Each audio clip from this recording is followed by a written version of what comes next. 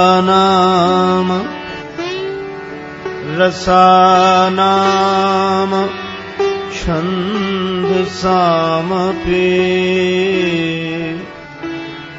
मंगलानां च कर्तारौ वन्दे वाणी विनायकौ वन्दे विदेह तनया पदपुण्डरीकम्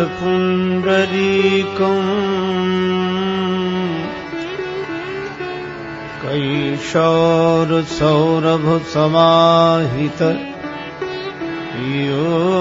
योगिचित्तम् हन्तुं त्रितापमनिशम् मुनिहंस सेव्यं सन्मानशालि परिपीत परागपुञ्जम्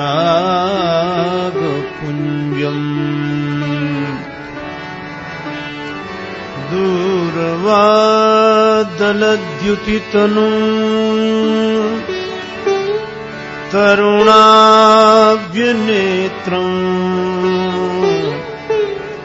हेमाम्बरं वरविभूषणभूषिताङ्गम् कन्दर्पकोटिकमनीय किशोरमूर्तिम् पूर्तिं मनोरथभुवाम भज जानकीशम् यत्र यत्र रघुनाथ कीर्तनम् तत्र तत्र कृतमस्तकाञ्जलिम् बाष्पवारि परिपूर्ण लोचनम् मारुतिं नमत राक्षसान्तकम्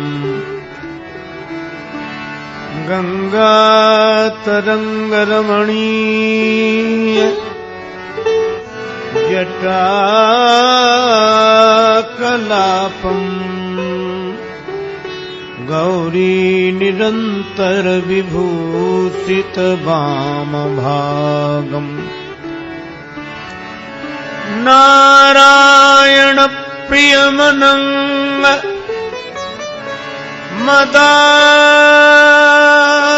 मदापहारम्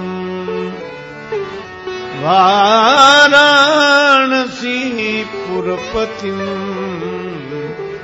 भज विश्वनाथम् श्री गुरुचरण सरोज रज निज मन मुकुर सुधार वर्णौ रघुवर बिमल यश जोदायक फलचार तुलसीदास जी के पद कमल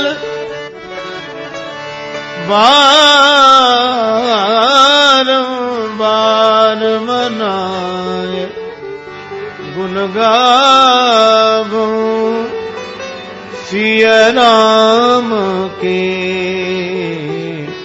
हनुमत हो सहाय लेत सदा सुधि दीन की।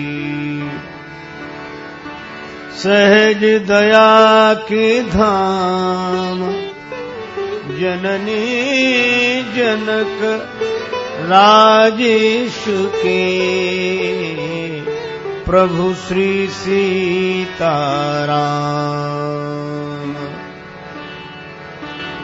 श्री सीताराम जी महाराज की जय। श्री हनुमान जी महाराज की। श्री गौरी शंकर भगवान की जय।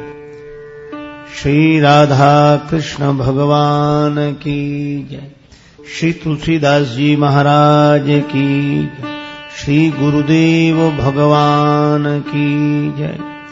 सब संतन की जय, सब भक्तन की जय। जय जय श्री सीताराम, जय जय श्री राधे श्याम। नमः पार्वती पतये, हर हर महादेव।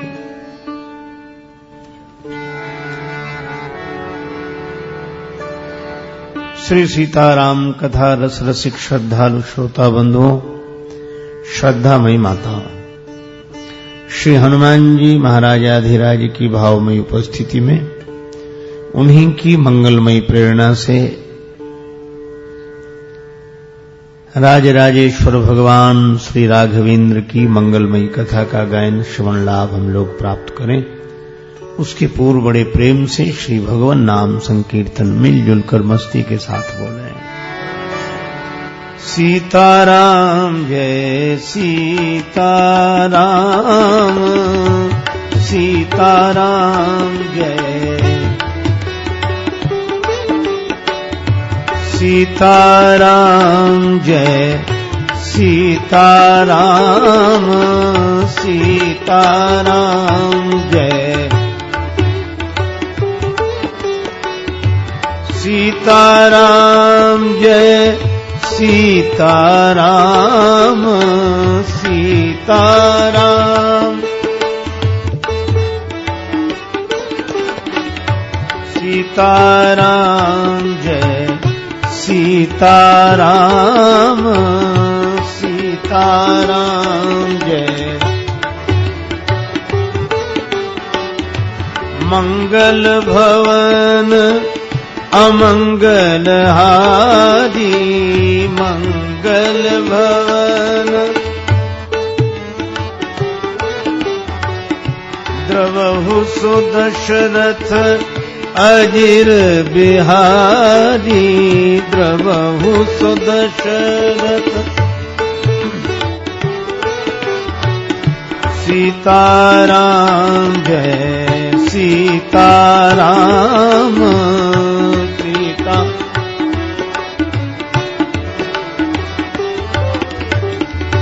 सीताराम जय सीताराम,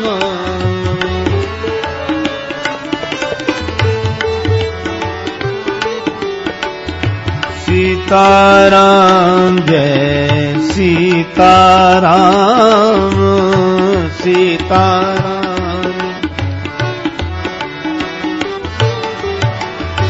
सुमिरि पवन सुत पावन नाम, सुमिरि पवन सुत पावन नाम। अपने बस करि राखे राम, अपने बस करि राखे राम। सीताराम जय सीताराम, सीताराम जय सीताराम,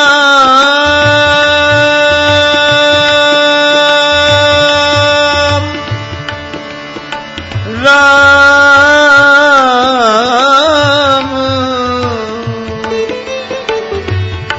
सीताराम जय सीताराम, सीताराम जय सीताराम, सीताराम जय सीताराम सीताराम जय राम सीताराम जय सीताराम सीताराम जय सीताराम जय सीताराम जय सीताराम। राजराजेश्वर भगवान श्री सीताराम जी महाराज की जय। श्री हनुमान जी महाराज की जय।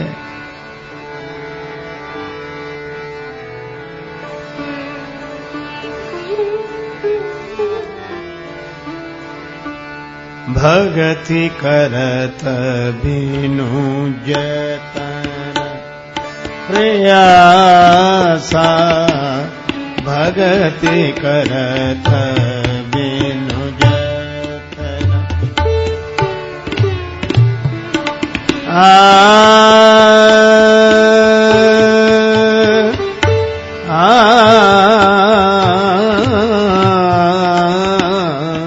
भगति करत बिनु जतन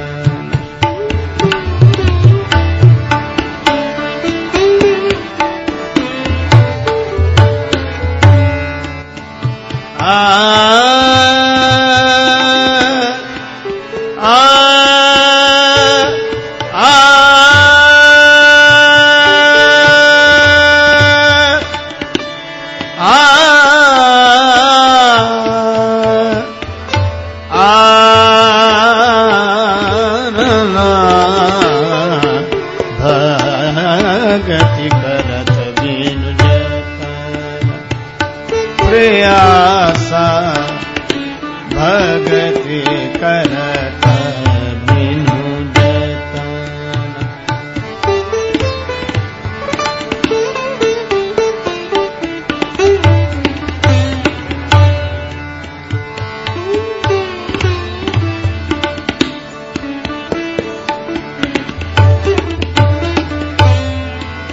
संस्कृति मूल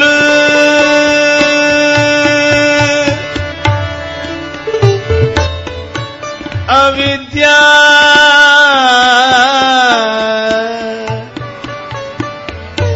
नासा संस्कृति मूल अविद्या नासा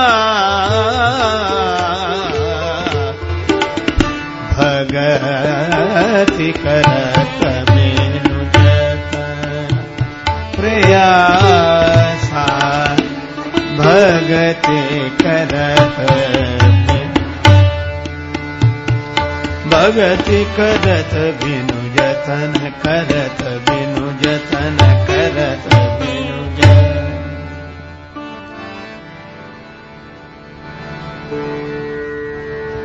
परम श्रद्धेय श्री स्वामी जी का शुभागमन हुआ है। यह बड़ी प्रसन्नता की बात है। हम उनके प्रति हार्दिक आभार व्यक्त करते हैं। नवधा भक्ति का शुभारंभ कल हुआ है। प्रथम भगति संतन कर संगा। महाराज श्री ने अपनी उपस्थिति से इस पंक्ति को सार्थक कर दिया है। संत शेखर श्री तुलसीदास जी महाराज भगवत भक्ति की महिमा का गायन करते हुए श्री कागभूषुंड जी और श्री गरुड़ जी के बीच हुए संवाद में यह पावन पंक्ति प्रस्तुत करते हैं। भगति करत बिनु जतन प्रयासा संस्कृति मूल अविद्या नासा।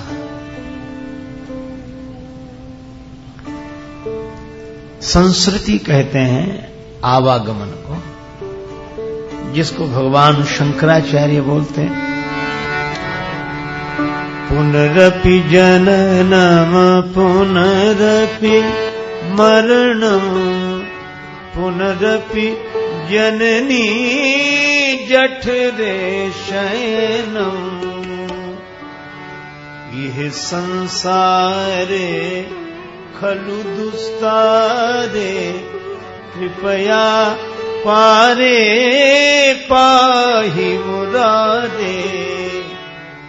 भज गोविंद भज गोविंद गोविंद भज मूढ़मते।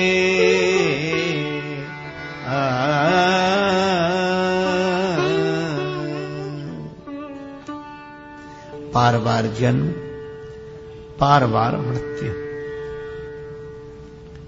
यह जो आवागमन का क्रम है, इसी को संस्कृति बोलते हैं। और इससे मुक्ति मिल जाना ही भवसागर से पार जाना है।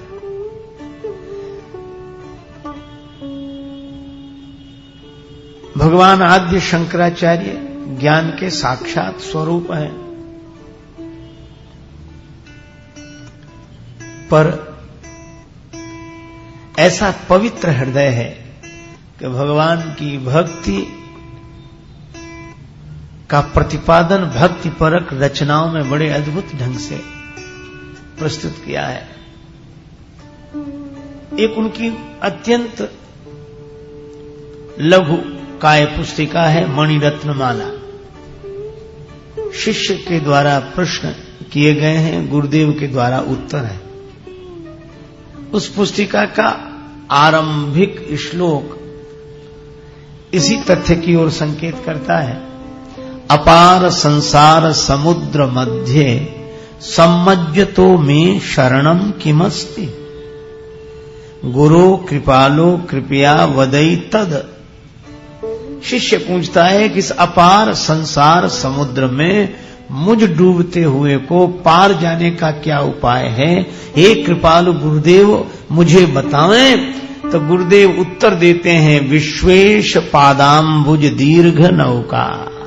विश्वपति परमात्मा के चरण कमल रूपी जहाज ही तुम्हें पार ले जाएंगे। और इसी तरह पुनरपि जननम पुनरपि मरणम वाली पंक्तियों में भी अंत में कहते हैं, यह संसारे खलु दुस्तारे कृपया पारे पाहि मुरारे। पाहि माम हे मुरारी भगवान, मुर के अरि श्री कृष्ण चंद्र भगवान मुझे पार करें, मेरा कल्याण करें। बस भगति करत बिनु जतन प्रयासा। यही तुलसीदास जी कहते, संस्कृति मूल अविद्या नासा। कि जो संस्कृति का मूल है, आवागमन का मूल है अविद्या।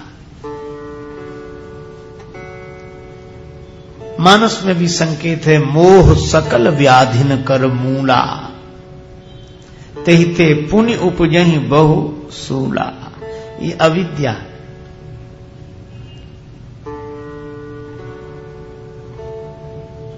अब इस अविद्या की निवृत्ति कैसे हो? विद्या की प्राप्ति हो। और विद्या की परिभाषा हमारे यहां दी गई, सविद्या या विमुक्त है। हमारे गुरुदेव कहते थे, ब्रह्म विद्या ही विद्या है, शेष तो अविद्या है। विद्या वह है जो प्राणी को अज्ञान के बंधन से मुक्त कर दे, वह विद्या है। और इसीलिए मानस में दो का वर्णन है। तेहि कर भेद सुनाओ तुम सो, तेहि कर भेद सुनाओ।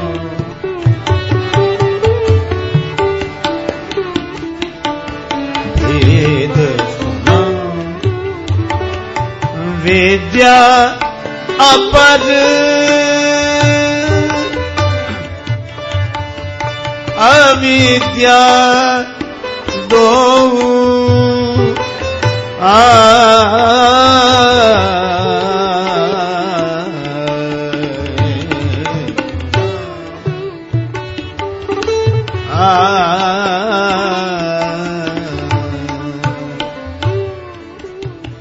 दो रूप बताए माया के, विद्या और अविद्या। ये अविद्या भी माया है और विद्या भी माया है, पर कांटे भले ही दोनों हों, पर एक कांटा पांव में लगा है और दूसरा कांटा उस पांव में लगे हुए कांटे को निकाल रहा है। विद्या और अविद्या दो। अच्छा, अब ये अविद्या माया भी भगवान की है और विद्या माया भी भगवान की है। पूज्य स्वामी जी प्रातःकालीन प्रवचन में बड़ी सुंदर बात कह रहे थे कि भगवान का भजन किया जाए। क्यों? क्योंकि भगवान की माया की निवृत्ति भगवान के भजन से ही होगी। श्री तुलसीदास जी कहते हैं, हरि माया कृत दोष गुण बिनु हरि भजन न जाए। श्री कागभूषण जी कहते हैं, निज अनुभव अब कहूं खगेसा, बिनु हरि भजन न जाहि कलेसा। अच्छा चलो, इस हम जान लें कि यह मिथ्या है। मिथ्या का अर्थ न सच न झूठ, अनिर्वचनीय, इसीलिए कहा मिथ्या है। कैसे? मृग जल के समान।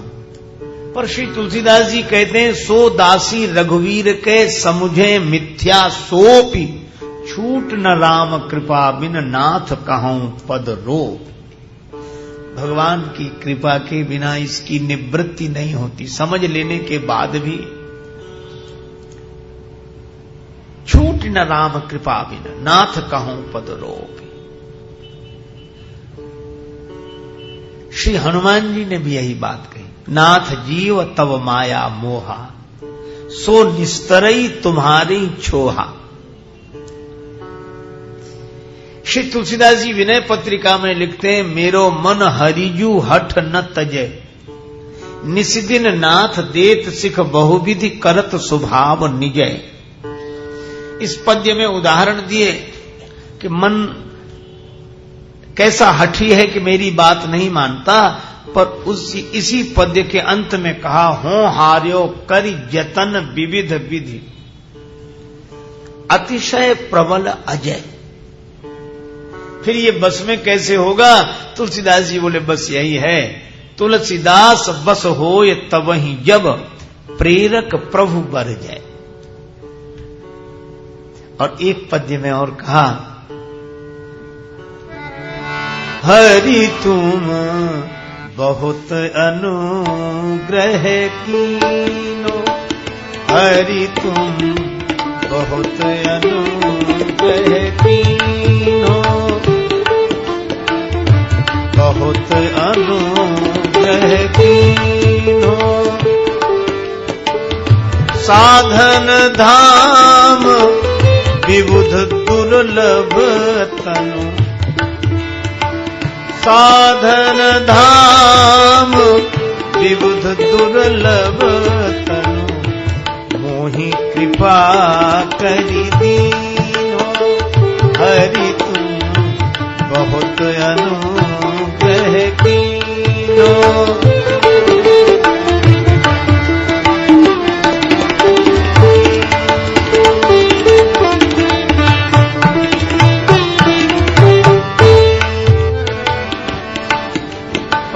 पद के अंत में एक प्रार्थना करते हैं, बड़ी कृपा की आपने, कोट्यों मुख कही जात न प्रभु के एक एक उपकार, तदपि नाथ कछु और मांगी हो, दीजिए परम उदार।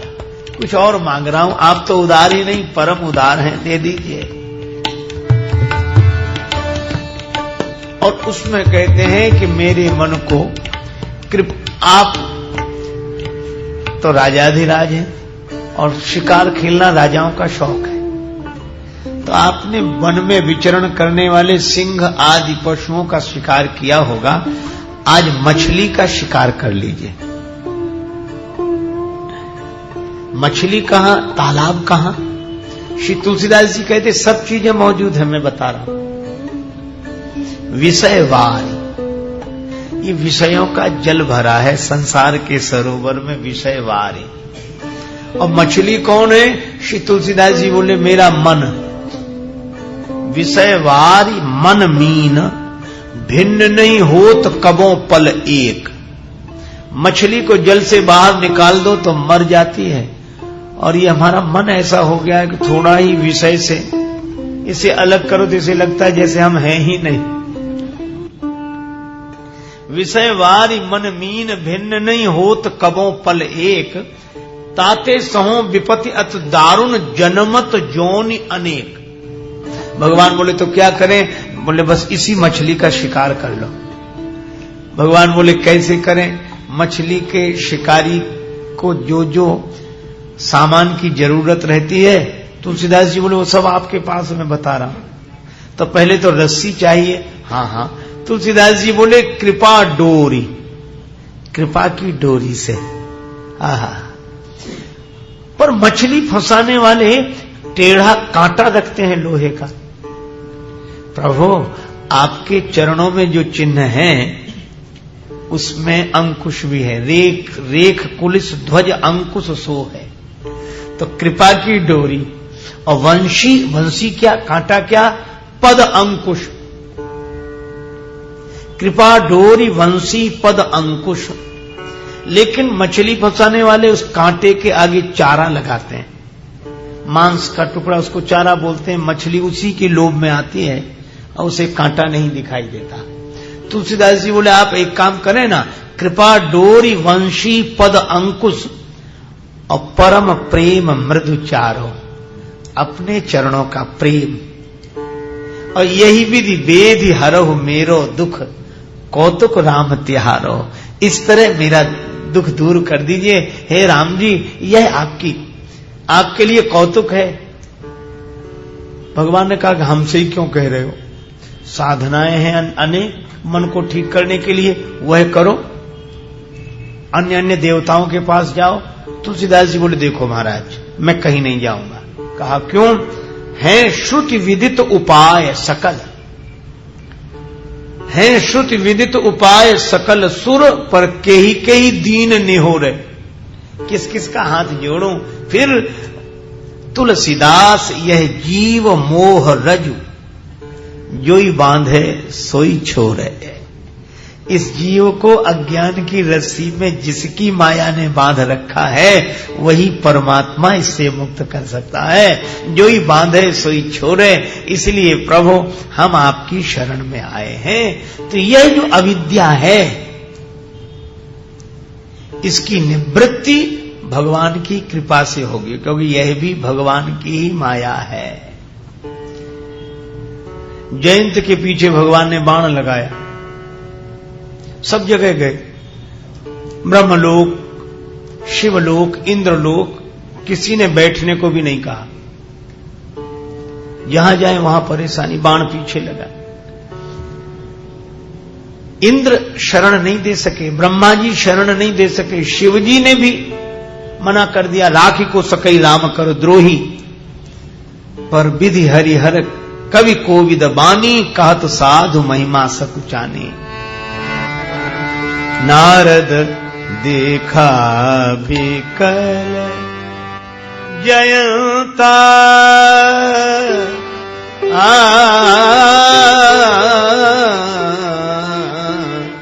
लागी दया कोमल,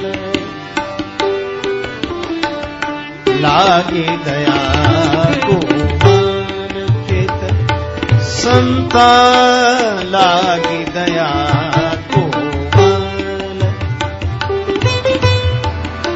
लागी दया कोमल।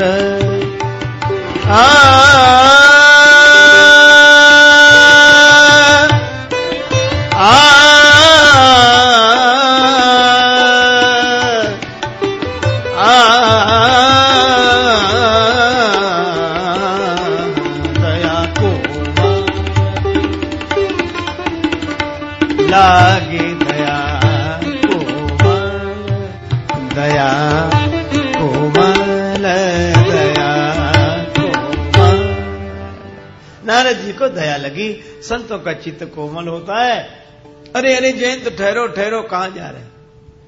यद्यपि जयंत ने नारद जी से शरण नहीं मांगी थी, क्योंकि जयंत सोच रहे थे कि जब शिव जी शरण नहीं दे सके, ब्रह्मा जी इंद्र नहीं दे सके शरण, तो ये तो सामान्य महात्मा, पर उन्हें संत महिमा का बोध नहीं है। नारद जी ने कहा, जयंत कहां जा रहे हो? जयंत ने कहा, कोई ठिकाना होता तो बताते कि वहां जा रहे हैं।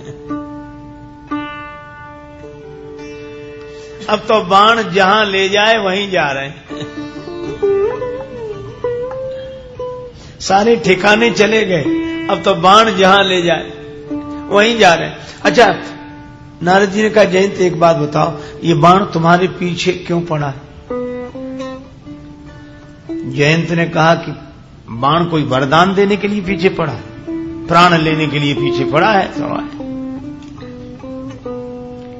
नारद जी बोले, जयंत मुझे ऐसा नहीं लगता कि यह बाण प्राण लेने के लिए पीछे पड़ा है। क्यों? अगर यह बाण प्राण लेने के लिए पीछे पड़ा होता तो तुम्हें ब्रह्मलोक, इंद्रलोक, शिवलोक तक जाने देता कि बीच में ही मामला साफ कर देता? हाँ महाराज, यह भी आप ठीक कह रहे हैं। फिर तो ये दूसरी मुसीबत शुरू हो गई। कैसे? बोले, ये बाण प्राण भी नहीं लेता और पीछा भी नहीं छोड़ता। देखो, मरना माया से मुक्ति नहीं है, काया से मुक्ति भले ही हो।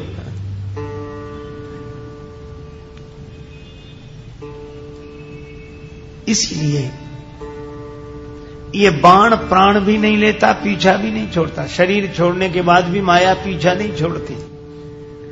जहां तक जाए वहां तक भगवान की माया ही व्याप्त है।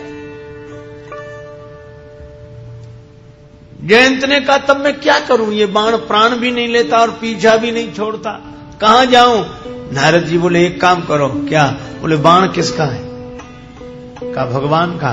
बोले, जिनका बाण है उन्हीं की शरण में जा, उनके बाण से वे ही त्राण दिला सकते हैं, और कोई उपाय नहीं है। जयंत ने कहा, चला तो जाऊंगा, पर भगवान ने कहीं पूछ दिया कि जयंत मेरी शरण में आना था तो भागे क्यों? और भाग ही गए तो अब शरण में आए क्यों? नारद जी बोले, प्रभु अगर पूछें कि शरण में आना था तो भागे क्यों, तो कह देना कि प्रभु आपका प्रभाव देखना था इसलिए भागा, चारों तरफ आपका प्रभाव देख लिया। अच्छा, शरण में क्यों आ गए? बोले, अब आपका स्वभाव देखना है इसलिए शरण में आ गया। प्रभु छाड़े करी छोह, बड़ा सार्थक शब्द है छोह। भगवान ने छोह किया, कृपा की, और जयंत बच गए। हनुमान जी भी यही कहते हैं, नाथ जीव तब माया मोहा, सो निस्तरई तुम्हारे ही छोहा।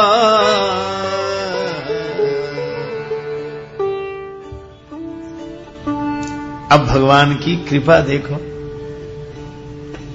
हमारा मन अविद्या के कारण जगत के नाम रूप में ऐसा फंसा के ऊपर उठ नहीं पा रहा है। तो दो स्थितियां बनी। ज्ञान निष्ठा संपन्न महापुरुषों ने आशीर्वाद दिया और उपदेश दिया, देह भाव से ऊपर उठो, इस नाम रूपात्मक प्रपंच से ऊपर उठो। तुम नाम रूप को छोड़ो, फिर देखो कौन कहां है।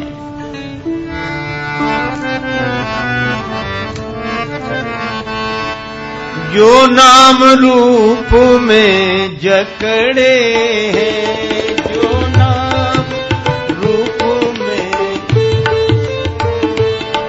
जो नाम रूप में जकड़े हैं, वे माया के सब पकड़े हैं, वे माया के सब पकड़े हैं, सब भेद दृष्टि के झगड़े हैं, सब भेद दृष्टि के झगड़े। और भेद दृष्टि हट जाए तो हे मित्र दूर क्यों होते हो तुम, और नहीं मैं और नहीं। हे मित्र दूर क्यों होते हो तुम, और नहीं मैं और नहीं।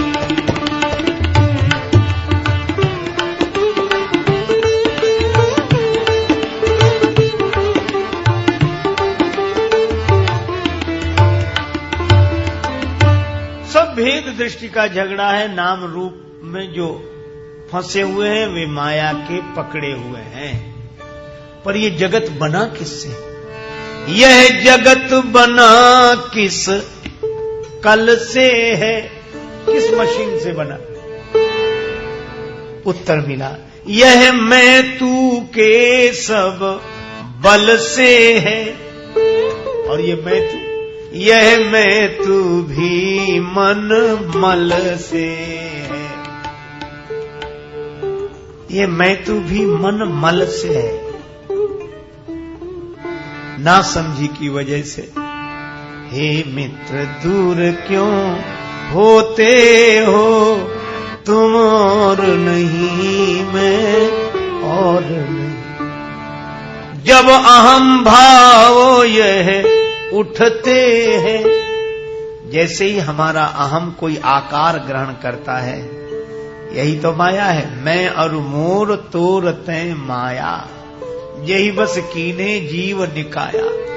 जब अहम भाव यह उठते हैं, तब आत्म तत्व से हटते हैं, सब द्वंद्व जगत के बढ़ते हैं। हे मित्र दूर क्यों होते हो तुम, और नहीं मैं और नहीं। तू देख जगत सब सपना है, रे पेख नहीं कुछ अपना है। नित अविनाशी चित लखना है। हे मित्र दूर क्यों होते हो तुम, और नहीं मैं और नहीं।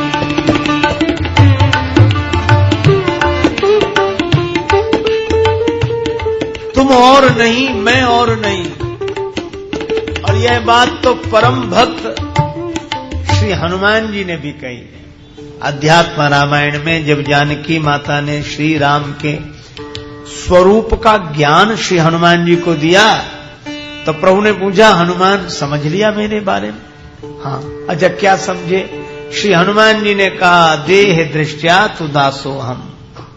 देह दृष्टि से मैं आपका दास हूं। जीव दृष्टिया त्वदंश का, जीव दृष्टि से आपका अंश हूं। और स्वरूप दृष्टि से वस्तु तस्तु त्वमेवाहम् इति में निश्चिता मतिः। और स्वरूप से तो दो हैं ही नहीं, एक ही है। मैं और नहीं, तू और नहीं। और यह अनुभूति होगी कब? जब देहाध्यास मिट जाए, हमारी वृत्ति इस अहम के आकार से मुक्त होकर ब्रह्माकार हो जाए। यह ब्रह्माकार वृत्ति ही के लिए गोस्वामी जी संकेत करते हैं, सोहम अस्मि इति वृत्ति अखंडा। एक महात्मा कहते हैं, हम ही थे भूले, हम ही में भूले, हमें ढूंढने हम ही चले, हम ही ने खोजा हम ही ने पाया, हमें मिले तो हम ही मिले। निजानंद मस्ती में मैं झूमता हूं, कहां कौन कैसा न मैं पूछता हूं। खिले हैं जमाने में गुल रंग बिरंगे, मिसाले भंवर हो के मैं गूंजता हूं। गुज़िश्ता जमाने में थे कर्म जितने, उन्हें ज्ञान होली में मैं फूंकता हूं। न जीने की इच्छा न मरने की चिंता, कजा से निडर हो के मैं घूमता हूं। मिली हैं जिनसे ये बेहद निगाहें, पकड़ उनके कदमों को मैं चूमता हूं। हुआ मुक्त सबसे बड़ी खुश नसीबी, फकीरी खजाने को मैं लूटता हूं। जिसको स्वामी राम तीर्थ कहते हैं, मेरा राम मुझ में, मैं राम में हूं। यह उन ब्रह्मानंद प्राप्त महापुरुषों की जो अनुभूति है, यह ज्ञानी जनों की अनुभूति है। वे इस देह भाव से ऊपर उठकर स्वरूप में स्थित हो गए। आत्मन्यो आत्मना तुष्टा। स्वामी राम तीर्थ पानी के जहाज में यात्रा कर रहे हैं, समुद्र में तूफान आ गया, डर लगा मन को। तुरंत बोले, कांपता है दिल तेरा अंदेश ए तूफान से क्यों? कांपता है दिल तेरा अंदेश ए तूफान से क्यों? ना खुदा तू, लहर तू, किश्ती भी तू, साहिल भी तू। खंजर की क्या मजाल के जख्म कर सके, तेरा ही है ख्याल के घायल हुआ है तू। यह जो ज्ञान निष्ठा संपन्न महापुरुषों का नित्य आनंद का अनुभव है, वे ज्ञानी नहीं, वे तो ज्ञान के स्वरूप ही हो गए हैं। ब्रह्मविद ब्रह्मैव भवति। तो गुरुदेव ने कहा कि ऊपर उठो, भगवान ने कहा कि मुझ तक आना है तो ऊपर उठो। तो जो ऊपर उठ गए, वृत्ति से, देहाकार वृत्ति से ऊपर उठ गए, वे तो वहां पहुंच गए जहां वे स्वरूप से रहते हैं। पर भक्तों ने कहा कि हमारी जन्म जन्म की पकड़ इतनी मजबूत है कि हम ऊपर उठ ही नहीं पा रहे। हम लाख कहते हैं कि मैं शरीर नहीं हूं, थोड़ी देर को तो होश आता है, फिर झपकी लग जाती है, फिर अपने को शरीर ही मानने लगते हैं। और ये नाम रूप में ऐसे हम फंसे हैं कि प्रभु हम ऊपर नहीं उठ सकते। भगवान बोले, फिर हम तो तभी मिलेंगे जब नाम रूप से ऊपर उठो, तभी हमारे आनंद स्वरूप की अनुभूति होगी। सीढ़ी लगा रखी है, ज्ञान की सीढ़ी है, सत्संग की सीढ़ी है, इससे ऊपर उठो। एक भक्त ने हाथ जोड़कर कहा कि प्रभु सीढ़ी के दोनों उपयोग होते हैं। क्या? बोले उस सीढ़ी से ऊपर भी उठा जाता है और ऊपर वाला चाहे तो सीढ़ी से नीचे भी उतरता है। भगवान बोले, तो क्या चाहते हो? भक्त ने कहा कि अगर हम नाम रूप से ऊपर नहीं उठ पा रहे हैं तो प्रभु आप ही नाम रूप लेकर नीचे उतर आओ। भगवान ने कहा कि चलो ठीक है, हमारे देश में आओगे तो तुम्हें हमारे ढंग से आना पड़ेगा, चलो हम तुम्हारे देश में आएंगे तो तुम्हारे ढंग से आ जाएंगे। इसलिए जब देह भाव से कोई ऊपर नहीं उठ सका तो भगवान ने अनुग्रह किया कि जो देह भाव से ऊपर उठ गए वे तो मुझ तक पहुंच गए, और जो देह भाव से ऊपर नहीं उठ सके उन तक हम पहुंच जाते हैं। और भगवान ने अपना एक नाम और रूप लेकर प्रकट हुए। निज इच्छा प्रभु अवतरे, निज इच्छा निर्मित तन। भगवान के मन में संकल्प हुआ और वे भक्त के भाव के कारण प्रकट हो गए। अब इसमें सुविधा हो गई। अच्छा देखो, हमारे यहां भक्ति का बड़ा सुंदर भाव है। हम लोग शरीर से सच्चिदानंद नहीं है, स्वरूप से सच्चिदानंद है। पर भगवान जब अवतार लेकर आते हैं तो हमारे भक्तों का भाव है कि केवल स्वरूप ही नहीं, चिदानंदमय देह तुम्हारी, विगत विकार जान अधिकारी। भगवान तो शरीर से भी सच्चिदानंद है, शरीर से भी नित्य है।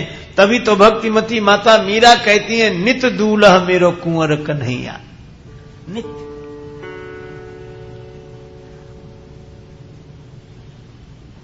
अद्वैत निष्ठा संपन्न बड़े उच्च कोटि के महापुरुष आचार्य श्री मधुसूदन सरस्वती जी कहते हैं, अद्वैत वीथी पथ के रिहुपास्या स्वराज्य सिंहासन लब्ध दीक्षा सठेन केनापि वयम हठेन दासी कृता गोप वधु बिटेन।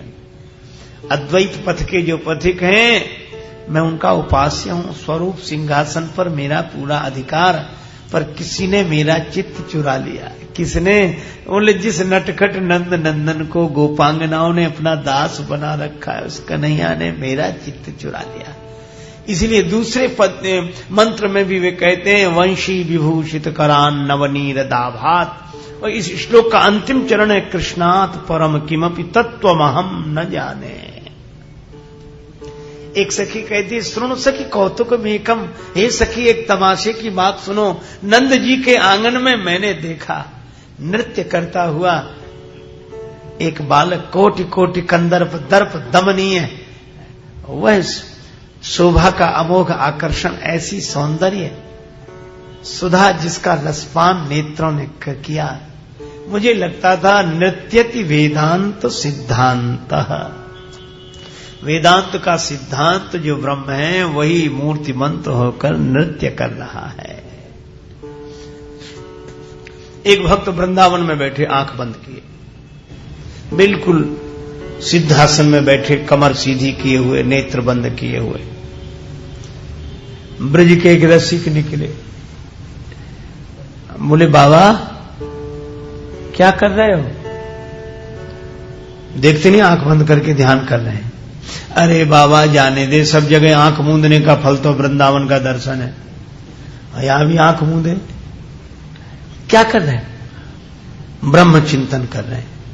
ब्रजवासी बोले करते रहो करते रहो, पर आंख खोलना नहीं। क्यों? बोले अगर आंख खुल गई तो बंद करनी मुश्किल हो जाएगी। कैसे? बोले कहीं आंख खुल गई और श्री कृष्ण चंद्र दिख गए तो फिर आंख बंद नहीं कर पाओगे। जोलो तो है नंद को कुमार नहीं दीठ पर्यो, तोलो तू बैठ के ब्रह्म को विचार ले। इसलिए भगवान का एक नाम है आत्मा रामाकर्षी, जो आत्मा राम महात्माओं के चित्त को भी चुरा लेते हैं। यह भगवान के सगुण साकार स्वरूप का अमोघ आकर्षण है। लखी जिन लाल की मुस्कान, लाल की मुस्कान, लखी जिन लाल की मुस्कान,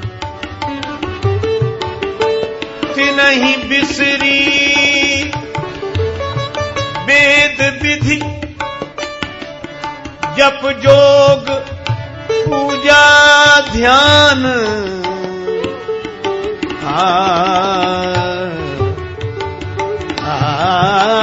लाल की मुस्कान, लखी लाल की मुस्कान।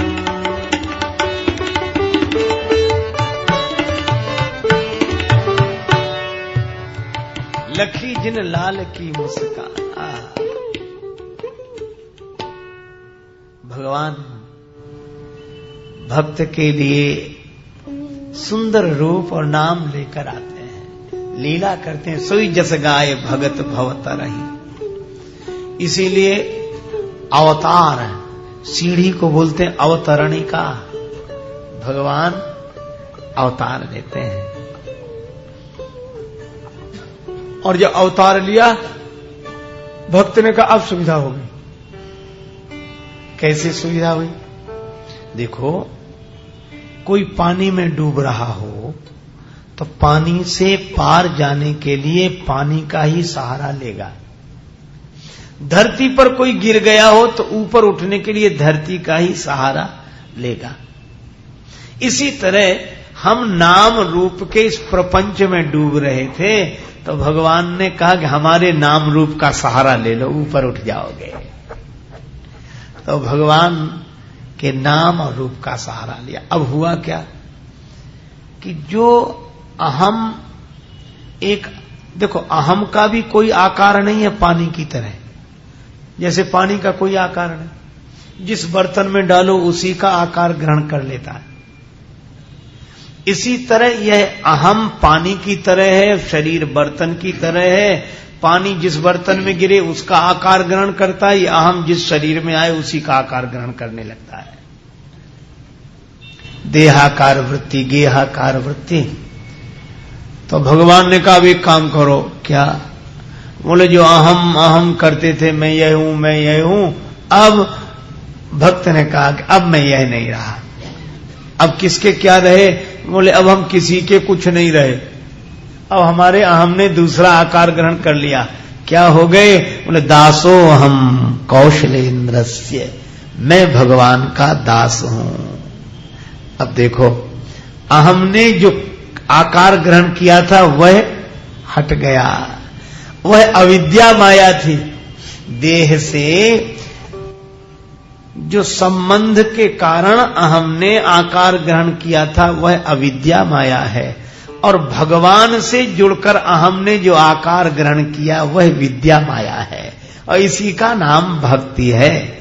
मन जब जगत से जुड़ता है तो आसक्ति होती है, और मन जब भगवान से जुड़ता है तो भक्ति होती है। अच्छा, जगत से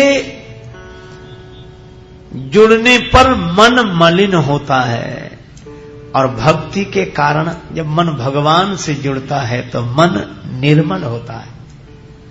रामचरितमानस में बड़ा सुंदर उदाहरण है। भगवान की सुंदरता देखी जनकपुर की देवियों ने, आहा, ऐसी सुंदरता देखी ही नहीं थी। अच्छा, अब आप विचार करना कि राम जी की सुंदरता देखी जनकपुर की देवियों ने, तो अक्सर किसी शरीरधारी की सुंदरता देखने से मन बिगड़ता है, लेकिन यहां तो हिय हरसई बरसई सुमन, मन सुमन हो गया, मन सुमन हो गया। क्यों? कहा कि सुंदरता तो वही है, आकार तो उसी तरह का है जैसा संसार में दिखाई देता है, लेकिन इतना ही अंतर है। क्या? बोले अगर हम चांद की सुंदरता देखेंगे, चांद की सुंदरता से जुड़ेंगे तो मन बिगड़ेगा, और अगर राम की सुंदरता से जुड़ेंगे तो मन सुमन हो जाएगा, मन पवित्र हो जाएगा, क्योंकि वह सुंदरता श्री राम की है। और यही कारण है कि जब चांद की सुंदरता देखते हैं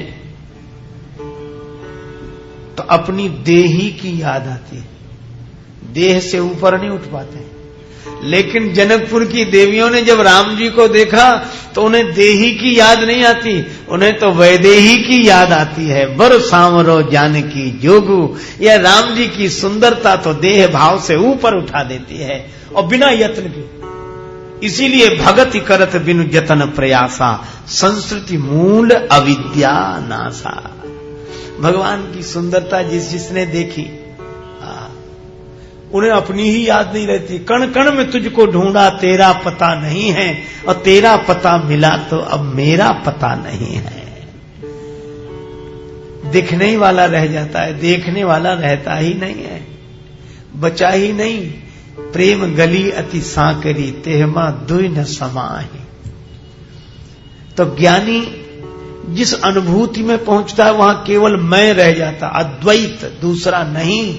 और भक्त जब पहुंचता है तो तू रह जाता है, उसको अद्वैत न कह के अनन्यता कह देते हैं। इसलिए जहां भक्ति में दूसरा मिटता है उस स्थिति का नाम अनन्यता है, और ज्ञान की निष्ठा में जहां दूसरे का भान नहीं रहता उसको अद्वैत बोलते हैं, दूसरा है ही नहीं। तो भगवान ऐसा सुंदर नाम रूप लेकर आते हैं कि भगवान को देखने वालों का मन फिर दूसरी तरफ जाता ही नहीं है, बल्कि जगत की तरफ मन जाता ही तब तक है जब तक भगवान नहीं दिखे। जहां राम तहां काम नहीं, जहां काम नहीं राम, तुलसी कबों की रही सकें रवि रजनी एक ठाम।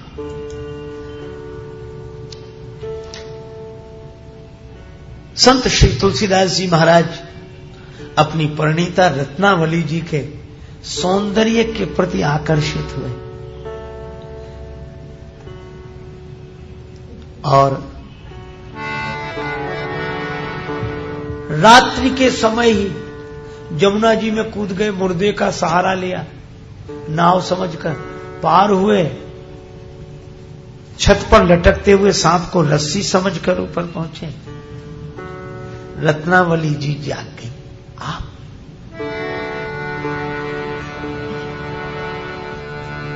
पहुंच प्रिया के सन्मुख तुलसी खड़े थे खोए खोए। रत्ना बोली मैं तो जागी, आप अभी तक सोए। अस्थि चर्ममय देह तासन ऐसी प्रीति, जो होती श्री राम सो तो न होती भवभी। प्रेम तो यही रहे, लगन तो यही रहे, पर इधर नहीं उधर, चाम से नहीं राम से। तुलसीदास जी ने हाथ जोड़े, सिर झुका लिया, चल पड़े राम जी के दर्शन के लिए। और जब चित्रकूट में राम जी का दर्शन हुआ, बस अब क्या देखना, अब किसे देखना। ऐसा सौंदर्य सार सर्वस्व भगवान के मुखचंद्र को देखकर कुछ देखना बाकी नहीं रहता।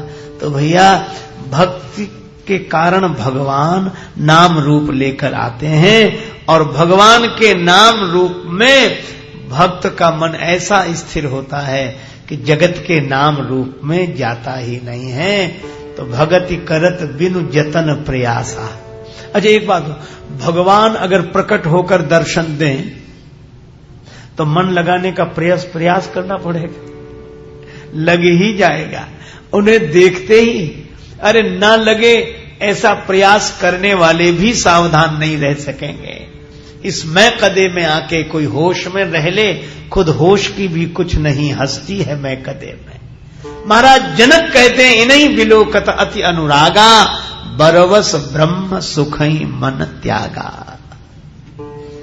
अच्छा, तो भगवान में अनंत असीम सौंदर्य है, हाँ, अनंत करुणा है।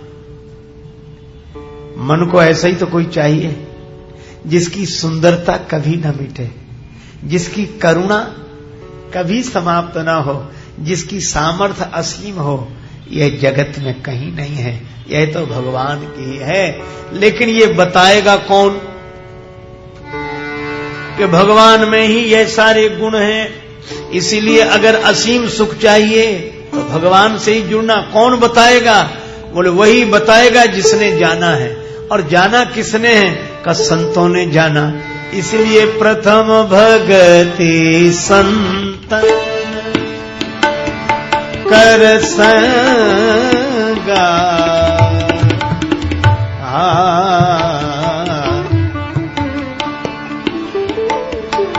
भगति संतन दूसर रति मम,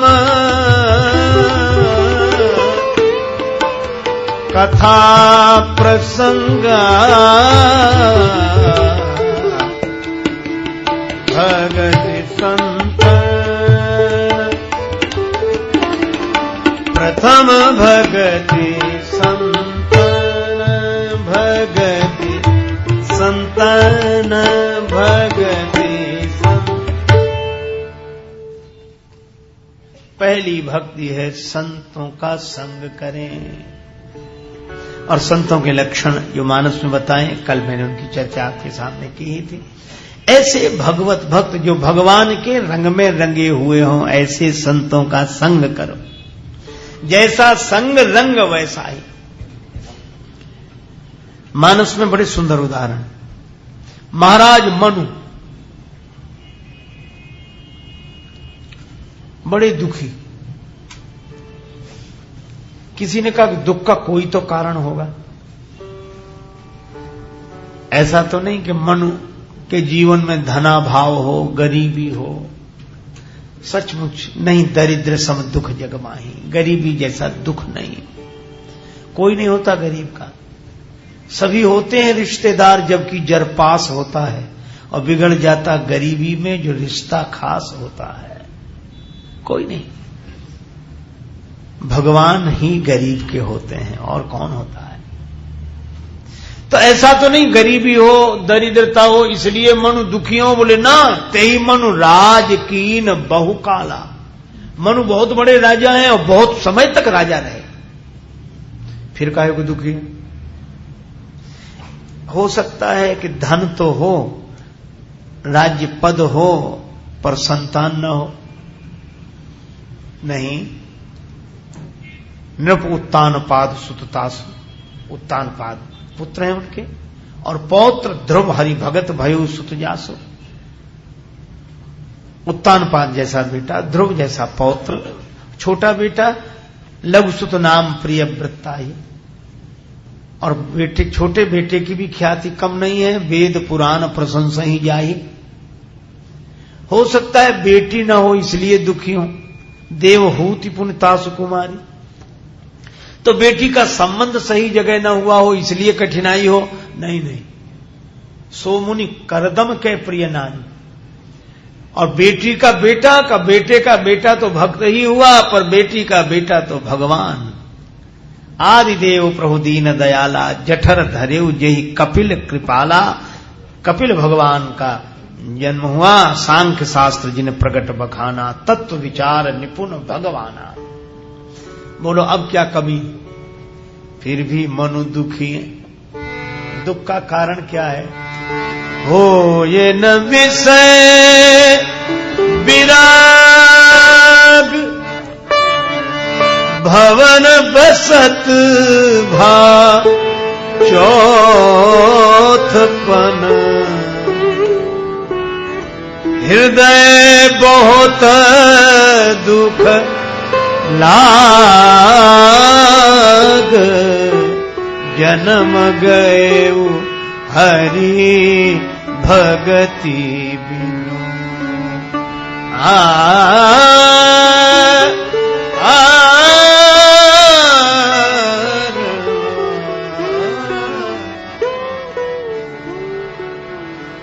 बीत गए दिन भजन बिना रे, बीत गए दिन भजन बिना रे, बीत गए।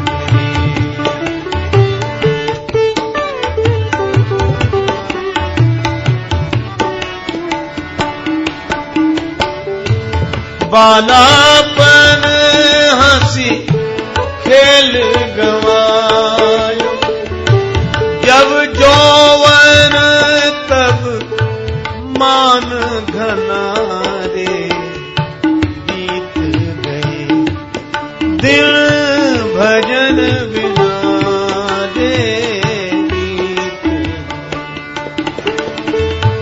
कौड़ी कौड़ी माया जोड़ी, अजहू न गई मन की तृष्णा रे, बीत गई।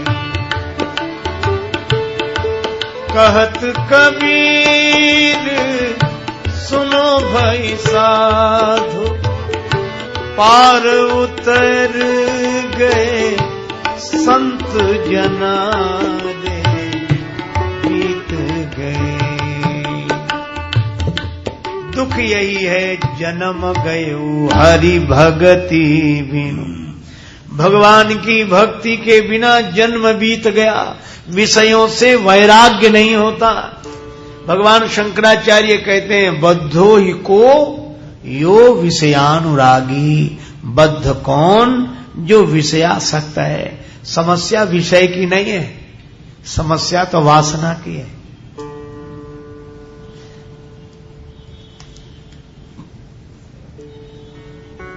आहार निद्रा भय मैथुनंच सामान्य में तद पशुभिर नराणाम। भय निद्रा मैथुन आहार सबके समान जग जाए। विषय तो पशुओं के जीवन में भी, लेकिन पशुओं के जीवन में विषय तो है, पर उन विषयों की वासना नहीं। पर मनुष्य के साथ यही बात है कि यह विषय ने नहीं बांधा, विषय की वासना ने बांधा। बद्धोई को यो विषयानुरागी।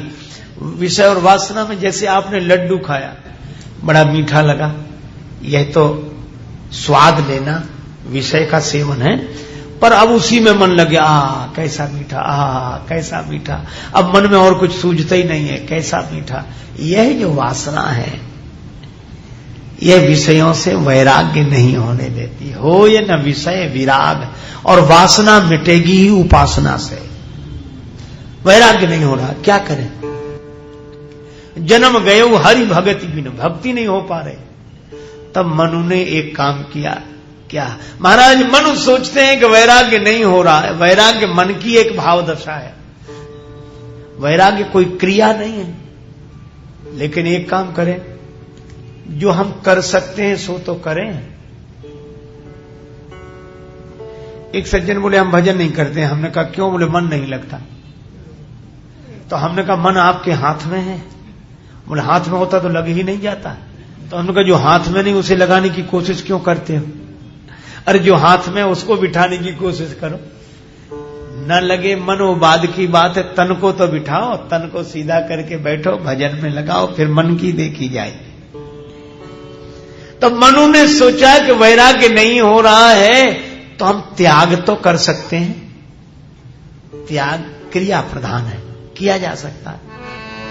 मन नहीं हो रहा था पर त्याग किया। बरवस राज सुतही नृपदीना, नारी समेत गवन बन कीना। अपने बेटे को जबरदस्ती राज्य दिया और शत्रुपा जी के संग भगवत भक्ति के लिए वन में प्रस्थान किया। कहां गए? तीर्थ बरने मीख, तीर्थ बरने मीख, विख्यात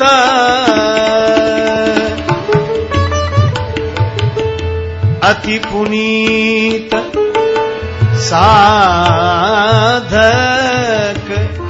सिद्धि दाता ने।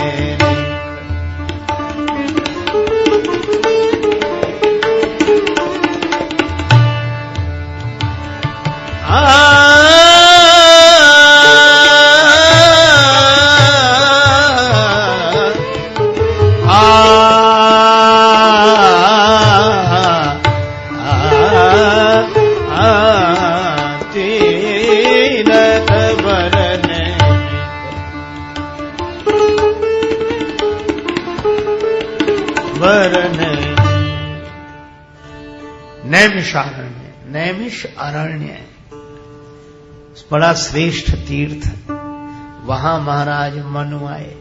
तीर्थ में जाने का अर्थ जहां संत रहते हो वहां जाना, क्योंकि संत तो जहां पहुंचते हैं उस स्थल को ही तीर्थ बना देते हैं। नैमिषारण्य गए। पता लगा कि महाराज मनु और माता शत्रुपा आए हैं, तो महात्मा लोग मिलने गए, अपने आश्रम में ले आए। महाराज मनु शत्रुपा ने महात्माओं को प्रणाम किया। संत का संग हुआ, और संत का संग होने से कृष्ण शरीर मुनिपट परिधाना। अब मुनियों जैसे वस्त्र पहने, संत के संग का रंग लगा। अच्छा देखो, मन की आदत है, जिसे देखता है बस वैसे ही बनना चाहता है, जिसे। और इस मन को, मन माने रेडियो, और ये ऐसा रेडियो है कि जिस रेडियो स्टेशन के पास ले जाओ उसी का प्रोग्राम इसमें रिले होने लगता है।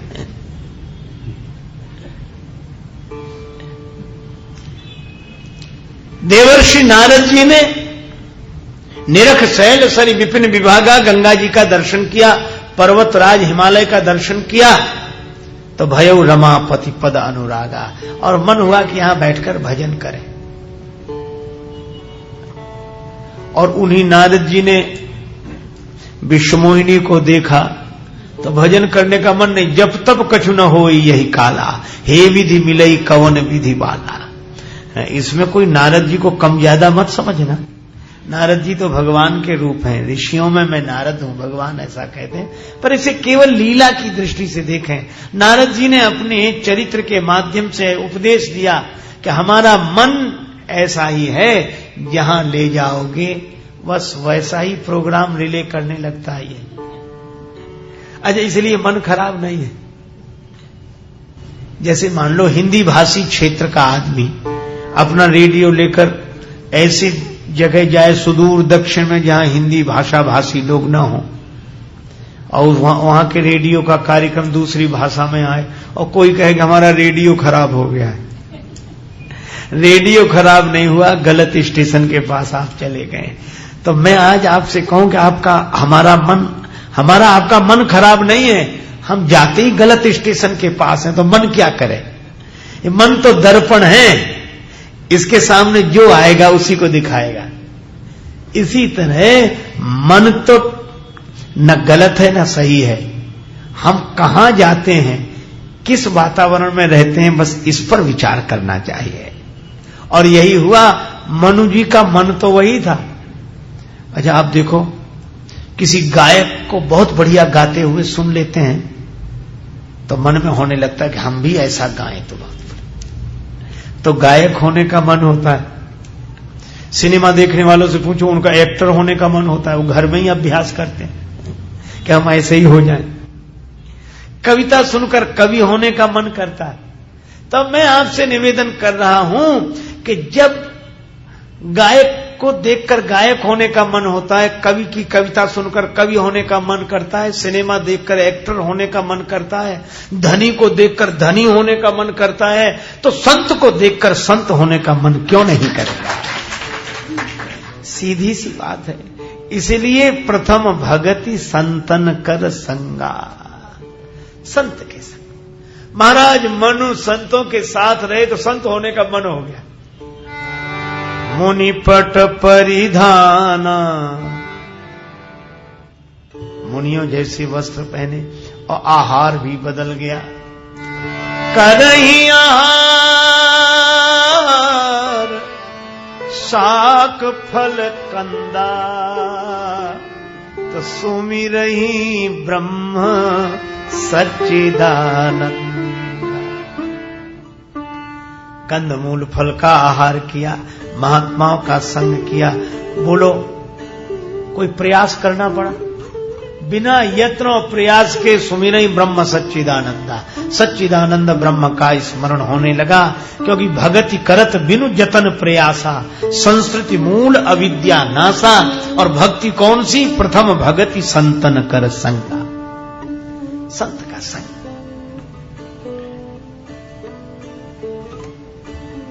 द्वादश अक्षर मंत्र पुनि जपहि सहित अनुराग। संत के पास गए तो मंत्र मिल गया, भगवान के स्मरण से मन भर गया, अनुराग हृदय में आ गया, अभिलाषा होने लगी भगवत दर्शन की। देखिए नयन परम प्रभु सोई। अच्छा, पहली भक्ति है संत का संग। मैंने पहले भी निवेदन किया है, फिर दोहरा रहा हूं। एक महात्मा हुए हमारे वृंदावन में बहुत पहले, संत श्री माधवदास जी। वे एक बार कुछ समय के लिए श्री जगन्नाथपुरी में रहे। माधवदास जी अपनी मस्ती के महात्मा, भगवान के भाव में रहने वाले, श्री कृष्ण भगवान को अपना सखा मानते थे, उसी भाव में रहते। भिक्षा के लिए जाते तो अपना सौभाग्य मानकर लोग कुछ न कुछ उनको भिक्षा में देते। पर एक मैया बड़ी विचित्र थी, उसके यहां माधवदास जी जाते तो भिक्षा तो कुछ नहीं देती, गालियां जरूर देती। अब माधवदास जी का भी ऐसा स्वभाव, उसके घर रोज जाते थे, रोज। किसी ने कहा कि बाबा वो तो कुछ नहीं देती, वहां काहे को जाते हो? बाबा बोले वो देती है जो कोई नहीं देता, इसलिए वहां तो जरूर जाएंगे, वह गाली देती है। ठीक है। वृद्धा माता खींची हुई रहती थी, उसके बेटे का विवाह हो गया था, पौत्र का जन्म नहीं हुआ था। एक दिन माधवदास जी हमेशा की तरह गए, मैया भिक्षा मिले, तो वह कपड़े का छोटा सा वस्त्र खंड जिसको पोता बनाए हुई थी, मकान में लिपाई पुताई का काम कर रही थी। उसी समय माधवदास जी ने भिक्षा की आवाज लगाई तो क्रोध में तो थी, वो पोता उठाकर ही फेंक कर मारा। माधवदास जी की छाती में लगा। माधवदास जी बोले कि वाह मैया, कुछ दिया तो आज, लेकिन हम भी अब बिना दिए नहीं जाएंगे। वृद्धा घबरा गई कि पता नहीं श्राप देंगे, क्या करेंगे। पर माधवदास जी बोले, संत माधवदास भी उत्तर इसी का देगा, पोता अगर दिया है तो जा, पोता तुझे मिलेगा। और उस वृद्धा के यहां पौत्र का जन्म हुआ तो कहती थी, पोता दियो न प्रेम सो ऋषवस दीन हो मार, ऐसे पुण्य न सो सखी मेरे पोता खेलत द्वार। और जो मैं ऐसे संत को देती प्रेम प्रसाद, तो घर में सुत उपजते जैसे ध्रुव प्रहलाद। और महात्मा ने क्या किया, वह मिट्टी कीचड़ से सना हुआ वस्त्र खंड ले आए, बड़े प्रेम से अपनी कुटिया पर जल डालकर उसकी मिट्टी धोई, कंकड़ों से अलग किया, उसे साफ सुथरा कर लिया। और साफ सुथरा बनाने के बाद घी में डाल दिया। घी में डालकर जब वह बिल्कुल सरस हो गया तो फाड़कर बत्ती बनाई और दिया जलाया, और उस दिए के प्रकाश में भगवान का दर्शन हो रहा था। वह वस्त्र खंड कहता था, धन्य है सतपुरुषों का संग, बदल देता जीवन का रंग। धन्य है सतपुरुषों का संग, बदल देता जीवन का रंग।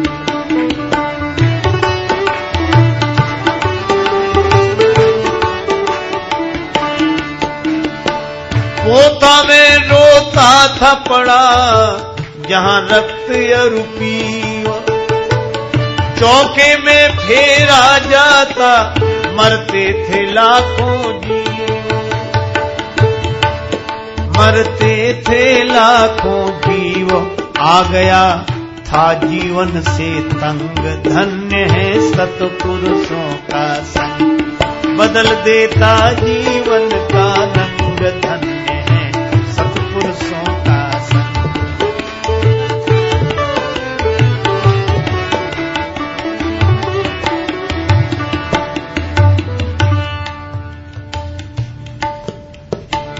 स्वच्छ बनाकर मुझको गुरु ने दीना घृत में डाल, इसी तरह हरि मंदिर पहुंचा, देखा ठाकुर द्वार, बन गया पूजा का अर्धंग। धन्य है सतपुरुषों का संग, बदल देता जीवन का रंग। धन्य है सतपुरुषों का।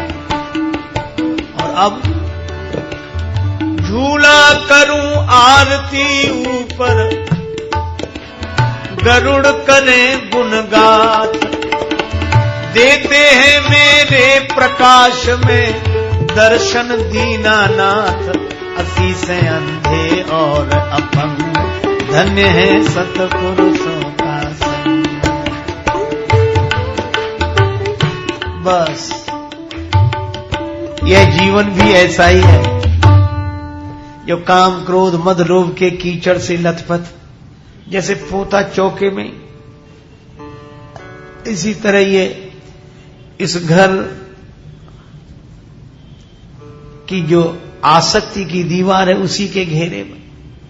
पर संत उस आसक्ति की दीवार से पार लाकर उपदेश के जल से पवित्र करते हैं, फिर निष्ठा के घृत में डालकर ज्ञान की ज्योत जलाकर जीवन धन्य कर देते हैं। इसलिए प्रथम भगति संतन कर संगा। सत्संग की बड़ी महिमा है। मैंने सुना एक बार श्री अवध में एक महात्मा ठहरे थे धर्मशाला के कमरे में। तो महात्मा ठहरे, ऊपर कई लोग थे तो एक आदमी नीचे ठहरा, वह भी बड़ा संपन्न धनी आदमी था, पर उसको भगवान से कोई लेना देना नहीं था। धन मद मत्त परम बाचाला। अब एक अद्भुत बात, ठहरे दोनों एक ही जगह, पर कहो रहीम कैसे निभे केर बेर को संग, बेडोलत रस आपने उनके फाटत अंग। उस आदमी के जो सोने का समय, संत के वो जागने का समय। वो रात को जागे और सवेरे ही सो गए, 2-3 बजे सो गए, और महात्मा 3-4 बजे जग जाए। और महात्माओं का काम तो जगना और जगाना। सवेरे जगे तो अयोध्या के संत तो सवेरे जाकर सीताराम सीताराम सीताराम बड़े जोर जोर से करें, और वो सो ना पावे। एक दिन सह लिया, दूसरे दिन, फिर तीसरे, तो नाराज होके निकला बहुत गुस्से में। अरे बोले बंद करो। बड़े सवेरे संत जन करते सीताराम, और इनकी सीताराम ने कर दी नींद हराम। सो ही नहीं पाते इनके मारे सवेरे सीताराम से। तब महात्मा बोले बेटा भैया भगवान का नाम है, ऐसे मत कहो। बोले क्या होता है भगवान? कौन है भगवान? क्या करता है भगवान? महात्मा बोले भगवान सबको भोजन देते हैं, पानी देते हैं, जीवन देते हैं, हुआ नहीं है और न होगा। प्रभु सरीखा दानी, पापी धर्मी सबको देता अन्न पवन और पानी। भगवान की बड़ी कृपा है, वही देते हैं। बोले हम कैसे मान लें कि भगवान खिलाते हैं? हम नहीं मानते, हम भगवान को ही नहीं मानते। ना भैया भगवान खिलाते हैं। वो बोला हम खाएंगे ही नहीं तो कैसे खिलाएंगे? महात्मा भी भगवान की प्रेरणा से बोल गए कि अगर उन्हें खिलाना होगा तो मार मार के खिलाएंगे। वो भी आदमी अकड़ा हुआ था। अरे बहुत देखे तेरे जैसे महात्मा बड़े आए भगवान की वकालत करने वाले, मैं खाऊंगा ही नहीं। महात्मा बोले मैं कहता रहा हूं, उसे खिलाना होगा तो जबरदस्ती खिलाएगा, मार मार के खिलाएगा। उसने कहा तो हमारी तुम्हारी शर्त, 1 दिन का समय, मैं जा रहा हूं और आज जा रहा हूं, कल रुकूंगा, परसों आऊंगा। अगर भगवान ने जबरदस्ती खिलाया तो तुम्हारी बात सही, तुम्हारा चेला बन जाऊंगा, और नहीं खिलाया तो तुम्हें बाबा जी नहीं रहने दूंगा।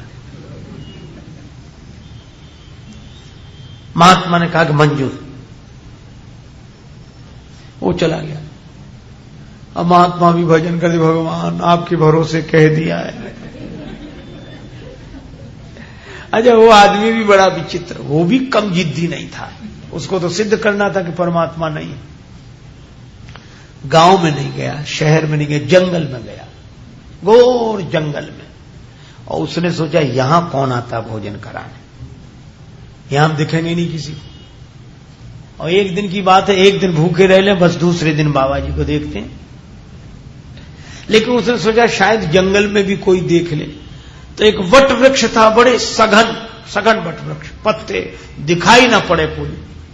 वह वट वृक्ष के ऊपर जाकर पत्तों में छिपकर बैठ गया कि आज दिन भर यहीं बिताएंगे। बैठ गया। इतने में भगवान की लीला देखो, दोपहर होने के कुछ पहले वो सवेरे से बैठा था, व्यापारियों की, बंजारों की टोली निकली,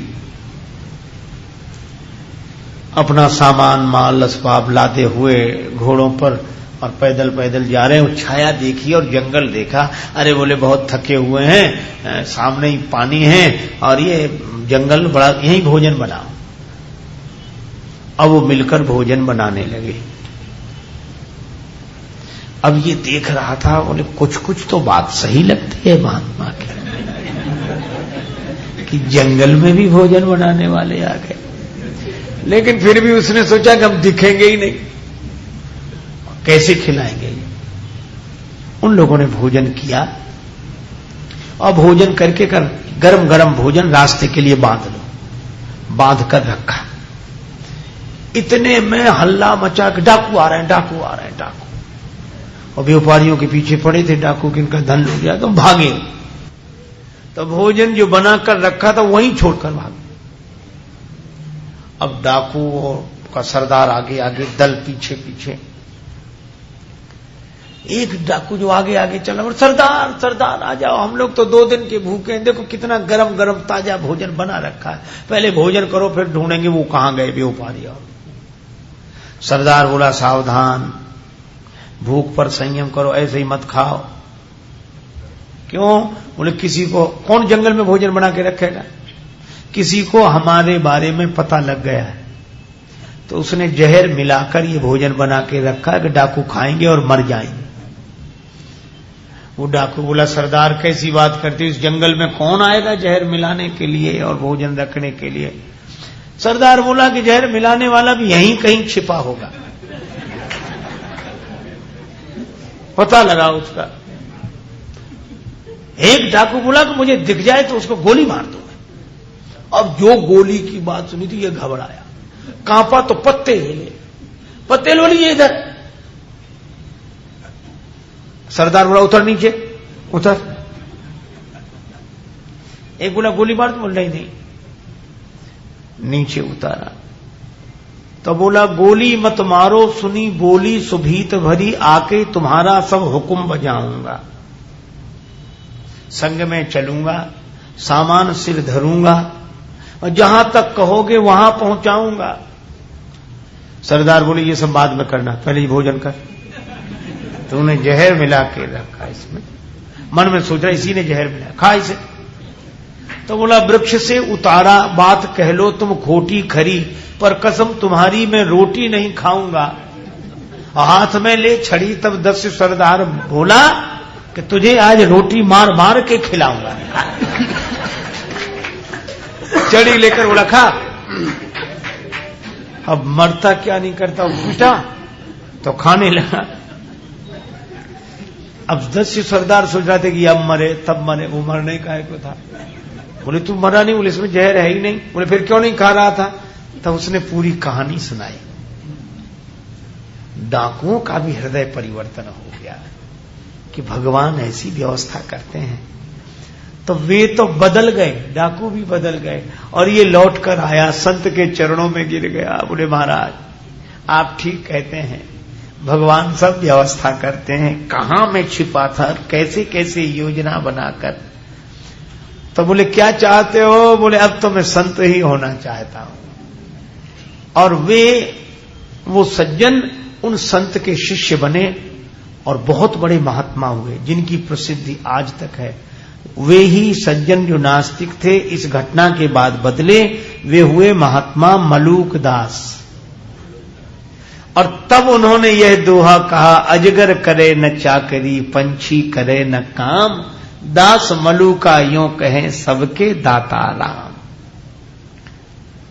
और उन्हीं का भजन है, राम कहो राम कहो, राम कहो बावरे, राम कहो राम कहो, राम कहो बावरे, अवसर न चूक प्यारे, भलो पायो दावरे। जिन तो कुतन दीनो, ताको न भजन कीनो, जीवन सिरान्यो जात, लोहे के सुतावरे। राम कहो राम कहो, राम कहो बावरे।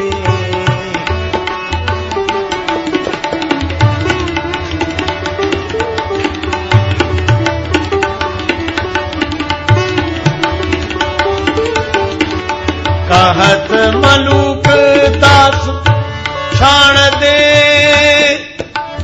वीरानी आस, राम जी के गुण गाए, राम को रिझाव दे। राम कहो राम कहो, राम कहो बावरे, राम कहो राम।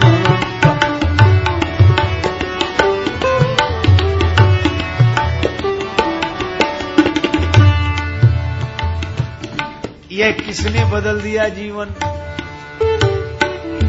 प्रथम भगति संतन कर संगा, शुरुआत।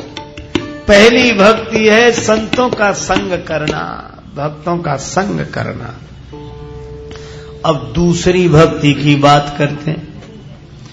दूसरी रति मम कथा प्रसंगा। कई लोग संतों के पास जाकर भी संसार की ही बात करते, पर कहा कि संतों के पास जाएं। एक सज्जन बोला हम तो साधुओं के संग में रहते हैं, लेकिन हमें तो कुछ अंतर नहीं पड़ा। तो हमने कहा ऐसे तो संतों को मच्छर भी बहुत लगते हैं। अब संत तो विरक्त हैं, पर मच्छर वहां भी रक्त ही चूसने आते हैं। तो विरक्त के पास भी जो रक्त की ही बात करें, विरक्त के पास, विरक्त माने वैराग्य माने, रक्त माने आसक्त, रक्त माने राग। तो वैराग्यवान के पास जाकर भी अगर कोई राग की ही बात करे तो वह मच्छर से ज्यादा नहीं है। संत के पास जाए। अच्छा, भाग्य बदलने की बात भी बात की है। भाव बदलने के लिए जाना चाहिए, स्वभाव बदलने के लिए जाना चाहिए। अच्छा, संत कौन? कल बताया गया था, गावहीं सुनहीं सदा मम लीला, हेतु रहित परहित रतशीला।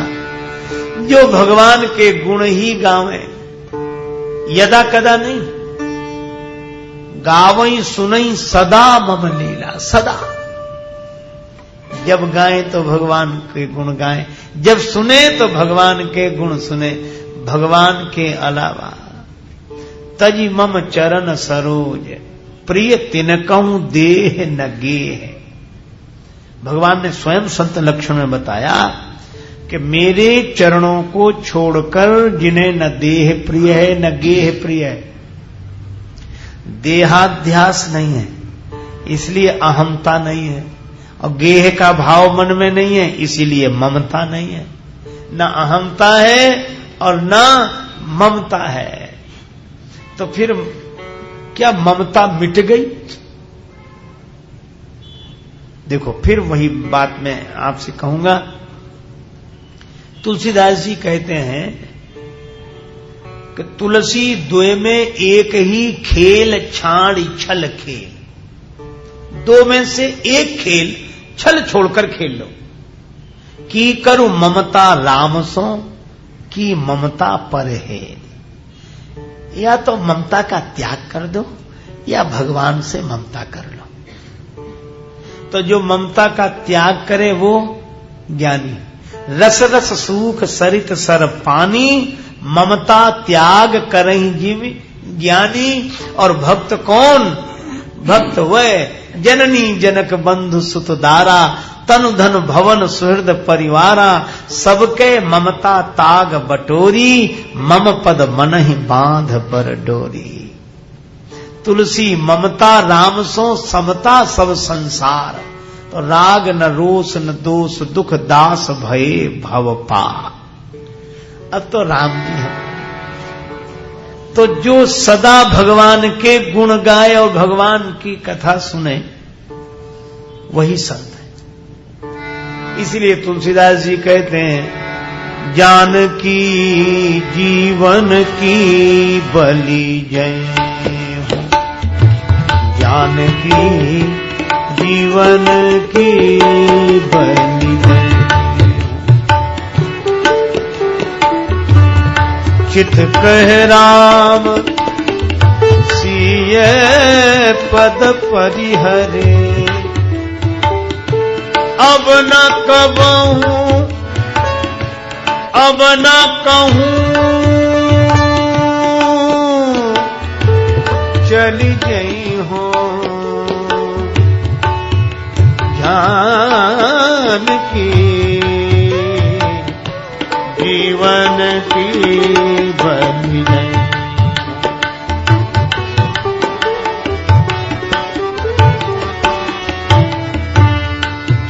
श्रवणन और कथा नहीं सुनी हो, रसना और न गई हो, रोकी हो नयन बिलोकत और शीस ईश ही नहीं हो,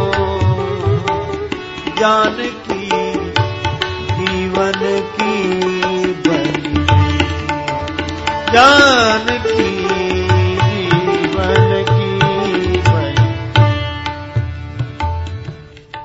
गावई सुनई सदा मम लीला, ऐसे संतों के पास रहकर दूसरी भक्ति भगवान की कथा में प्रीति होना। अच्छा, एक बात इस पंक्ति में विशेष है, दूसर रति मम कथा प्रसंग। रति, अच्छा रति शब्द जैसे ही हम लोग पढ़ते हैं तो किसी का नाम याद आ जाता है। काम की पत्नी का नाम रति,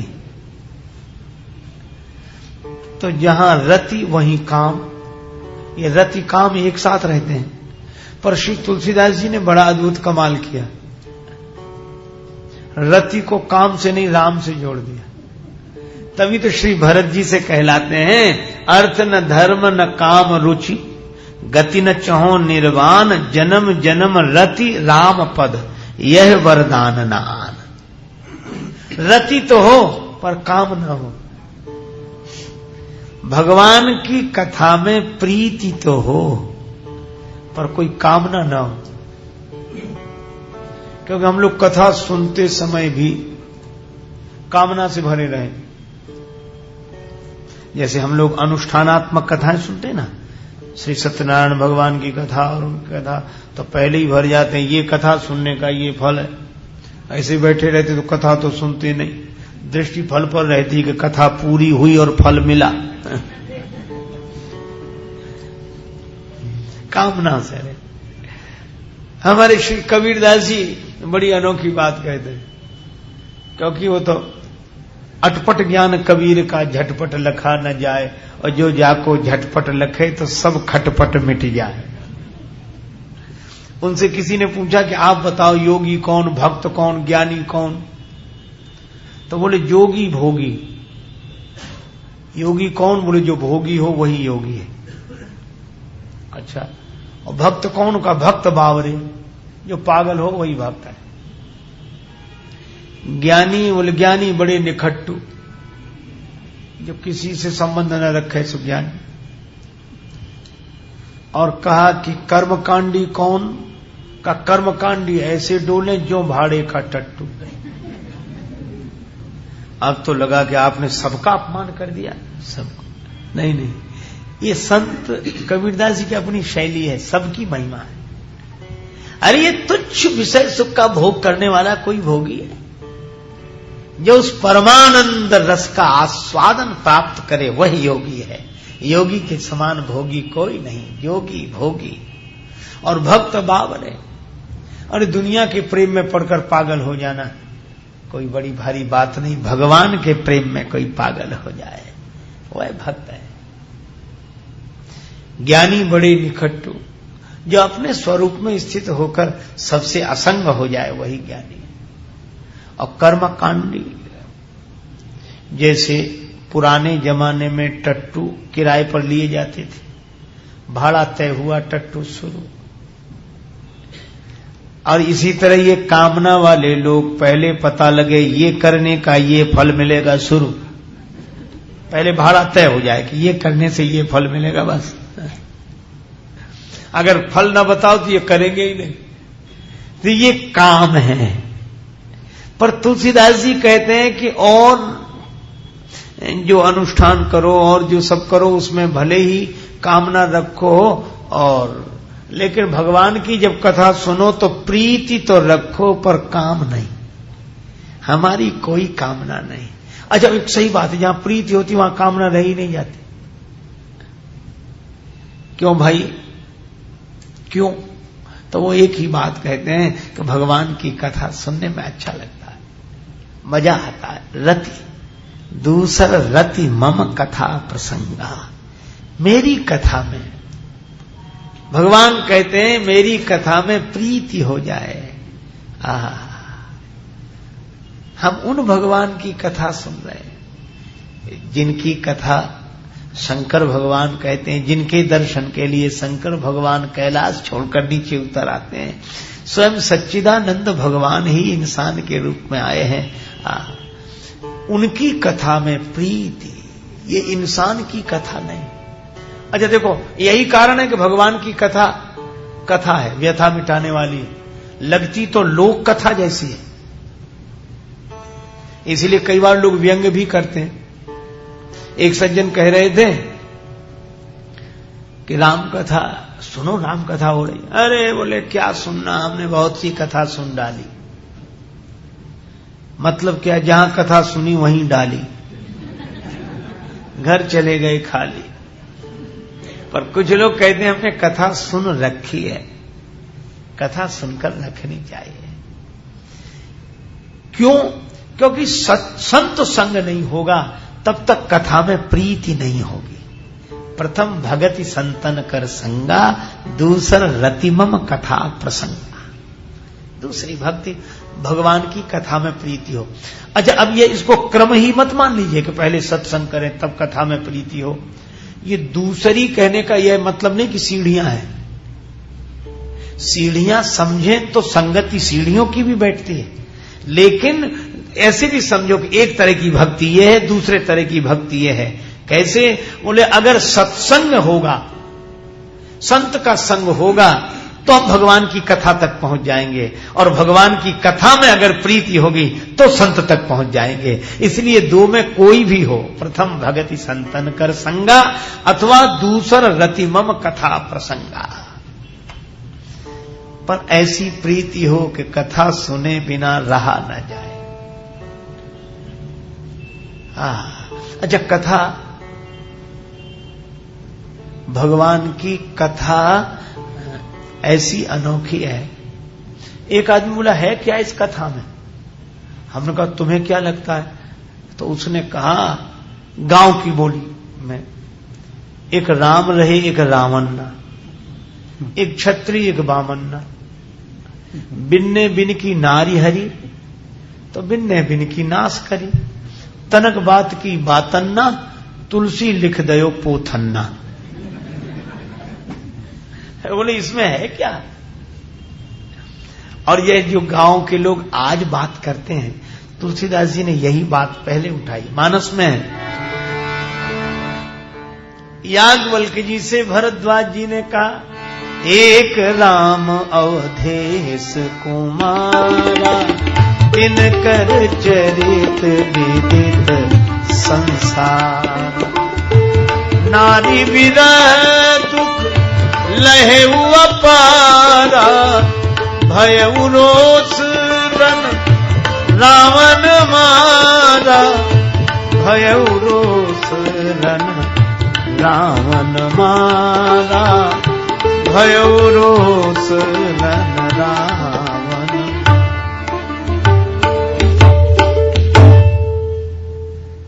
भरद्वाज जी कहते हैं ये वही भगवान है जिनका नाम शंकर जी लेते हैं। इनमें तो कोई विशेषता दिखती नहीं। ये राजा दशरथ के बेटे, और दो ही बातें दिखी इनके, उसमें मुख्य क्या बोले, राग और रोष। श्री सीता जी के विरह में इतने रोए तो राग की सूचना मिली, और रोष आया तो सीता जी का हरण करने वाले रावण को मार डाला। इस कथा में विशेषता ही क्या है? याज्ञवल्क्य बोले मुस्काई, तुम ही विदित रघुपति प्रभुताई। तुम जानते हो पर कीने प्रश्न मनहु अति मूढ़ा। देखो भगवान की कथा, एक सज्जन एक बार मुझसे कहने लगे, श्री कृष्ण को आप भगवान मानते हैं? हमने कहा मानने का क्या सवाल है, वो भगवान। माना तो वहां जाता जहां न हो। कृष्णस्तु भगवान स्वयं सच्चिदानंद रूपाय विश्वोत्पत्त्यादि हेतवे तापत्रय विनाशाय श्री कृष्णाय वयम नुमः। विश्वोत्पत्त्यादि हेतु हैं वे, विश्व की उत्पत्ति पालन प्रलय में हेतु हैं। तापत्रय विनाशाय है, अरे बोले आपको भगवान लगते, हमें तो ये अच्छे आदमी भी नहीं लगते। हमने कहा क्यों नहीं लगते? बोले इसके घर माखन चुराना, उसके घर माखन चुराना, ये किसी सज्जन का काम है। और फिर गोपियां स्नान कर रही थी सरोवर में दिगंबरा होके, तो उनके वस्त्रों का हरण करके कदम वृक्ष पर जाकर बैठ गए। ये भले मानुष का काम है। और आपने भगवान कहते। तो हमने उनसे हाथ जोड़कर कहा कि जिस ग्रंथ में यह कथाएं हैं श्रीमद् भागवत में, उसी में यह भी कथा है कि भगवान ने अपनी हाथ की इस छोटी सी उंगली पर गोवर्धन पर्वत उठाया था और जमुना जल में प्रवेश करके काली नाग के फण पर नृत्य किया था। तो तुरंत बोले ये झूठी बात है, इस पर गोवर्धन पहाड़ उठा, झूठी बात, और नाग के फण पर नृत्य, झूठी बात। तो हमने कहा अगर आपको ये दोनों कथाएं झूठी लगती हैं तो माखन चोरी चीर चोरी को भी झूठी समझो, तो कम से कम आपको सिर दर्द तो नहीं रहेगा कि गोवर्धन उठाने वाली कथा झूठी, काली नाग के फण पर नृत्य करने वाली कथा झूठी, तो माखन चोरी चीर चोरी की भी कथा झूठी। तो विचित्र आदमी है, वो कहते नहीं ये सही है, ये माखन चोरी सही है, चीर चोरी सही है, और ग्रंथ एक ही है, लेखक एक है, पर वो सही नहीं। अब ऐसे को समझाने का क्या उपाय? तो अंत में हमने उनसे निवेदन किया, हम कहा भैया चलो तुम्हारी बात मान लें कि वो कथाएं झूठी, ये कथाएं सही, पर उसके बाद भी इस कथा को लिखा भगवान के अवतार वेद व्यास जी ने। कथा कही अमलात्मा परमहंस श्री सुखदेव जी महाराज ने और सुनी महाराज परीक्षित ने। क्यों? ये इंसान की तरह दिखते हुए भी भगवान की कथा है। और आपने कहा कि अगर आप ऐसे ही मानते हैं कि वो भगवान नहीं है, तो जो श्री कृष्ण ने किया जरा तुम करके देखो। किसी मिठाई वाले की दुकान से 4 लड्डू ही लेकर भागना, महिलाएं स्नान कर रही हो कपड़ा लेकर भागना। तो हमने कहा उनकी तो बनी थी भागवत, तुमसे तो कहा जाएगा कि भाग मत। पहले तो वो मिठाई वाला ही भागवत बना देगा, फिर वहां ले जाएगा जहां भागवत बनती है। अरे काहे, ये भगवान की लीला है। देखो अच्छा एक बात बताओ आप, भगवान की कथा भी नित्य है, अनित्य नहीं है। अच्छा कौन ऐसा है जो राम जी की पूरी कथा से परिचित न हो, भगवान श्री कृष्ण की पूरी कथा से परिचित? सब जानते हैं, लेकिन इतना सब जानने के बाद भी सुनने का मन बना रहता है।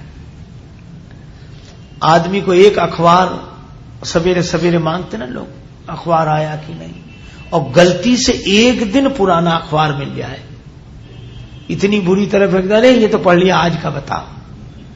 एक दिन पुराना अखबार दूसरे दिन पढ़ने का मन नहीं होता, और युगों पुरानी कथा सुनने का आज भी मन होता है। यही भगवत कथा की विशेषता है। युग बीत गए पर आज भी आरती श्री रामायण जी की, किसी अखबार की आरती उतरी है? आरती अमर उजाला की, खबरें देने वाला की, भगवान की कथा। इसलिए कृष्णस्तु भगवान स्वयं, यह राम जी की कथा है। और देखो एक बात और है, क्या? कागभुसुंडी कौए के रूप में दिखाई देते हैं, पर वे कौआ नहीं है। गंगा जी नदी के रूप में दिखाई देती हैं, पर वे नदी ही नहीं है। हनुमान जी बंदर के रूप में दिखाई देते हैं, पर हनुमान जी बंदर ही नहीं है। इसीलिए हमारे श्री राम श्री कृष्ण मनुष्य के रूप में दिखाई देते हैं, पर ये मनुष्य नहीं है। पर मनुष्य रूप में इसलिए आए हैं क्योंकि वे जिस रूप में है उस तक हम नहीं पहुंच सकते, इसीलिए वे मनुष्य बनकर हम तक पहुंच गए हैं। भगवान की कथा कल्याण करेगी और इसमें प्रीति अपने आप होगी। एक बार कोई सुनकर देख ले हृदय से। एक आदमी बोला हमें अच्छी नहीं लगती कथा। एक सज्जन कह रहे थे कि कथा शुरू होती है हमारा दिमाग खराब होता है, हम सोचते हैं कब बंद हो। अच्छा एक बात मैं आपसे कहूं, ये रति कब होगी? जैसे किसी को बुखार आ जाए और बुखार के कारण बुखार तो चला गया पर मुंह का स्वाद बिगड़ गया, तो जब तक वो पित्त के कारण आई हुई गर्मी शांत नहीं होगी तब तक मिश्री मीठी होते हुए भी मीठी लगती नहीं है। इसका यह अर्थ नहीं कि मिश्री मीठी नहीं है, मिश्री तो मीठी है पर मुंह का स्वाद बिगड़ा हुआ है। इसी तरह भगवान की कथा तो मीठी है पर मन का स्वाद बिगड़ा हुआ है। क्यों? पाप का बुखार अभी अभी उतरा है पर उसका संस्कार रह गया है। तुलसी पूर्व पाप ते हरि चर्चा न सुहाए, जैसे ज्वर के जोर से भोजन की रुचि जाए। तब करे क्या? एक वैद्य के पास गए कि हमारा मुंह का स्वाद नहीं ठीक हो रहा है। बोले गर्मी बहुत है, बोले इसीलिए तो मिश्री मीठी नहीं लग रही है, तो करे क्या? वैद्य बोला यही दवा है, खाते रहो, मिश्री खाते रहो।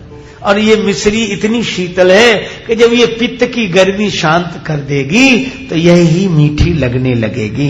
इसीलिए तुलसीदास जी यह कहना चाहते हैं कि अगर कथा अच्छी ना भी लगे तो भी दूसरा रतिमम कथा प्रसंगा, सुनते रहो सुनते रहो। और इस कथा की मिश्री के द्वारा जब हमारे पित्त रूपी पाप की गर्मी शांत हो जाएगी और मन का स्वाद ठीक हो जाएगा तो यह कथा मीठी लगने लगेगी। इसीलिए प्रथम भगति संत कर संगा, प्रथम भगति संत दूसर रति मम कथा प्रसंगा, दूसर रति मम कथा।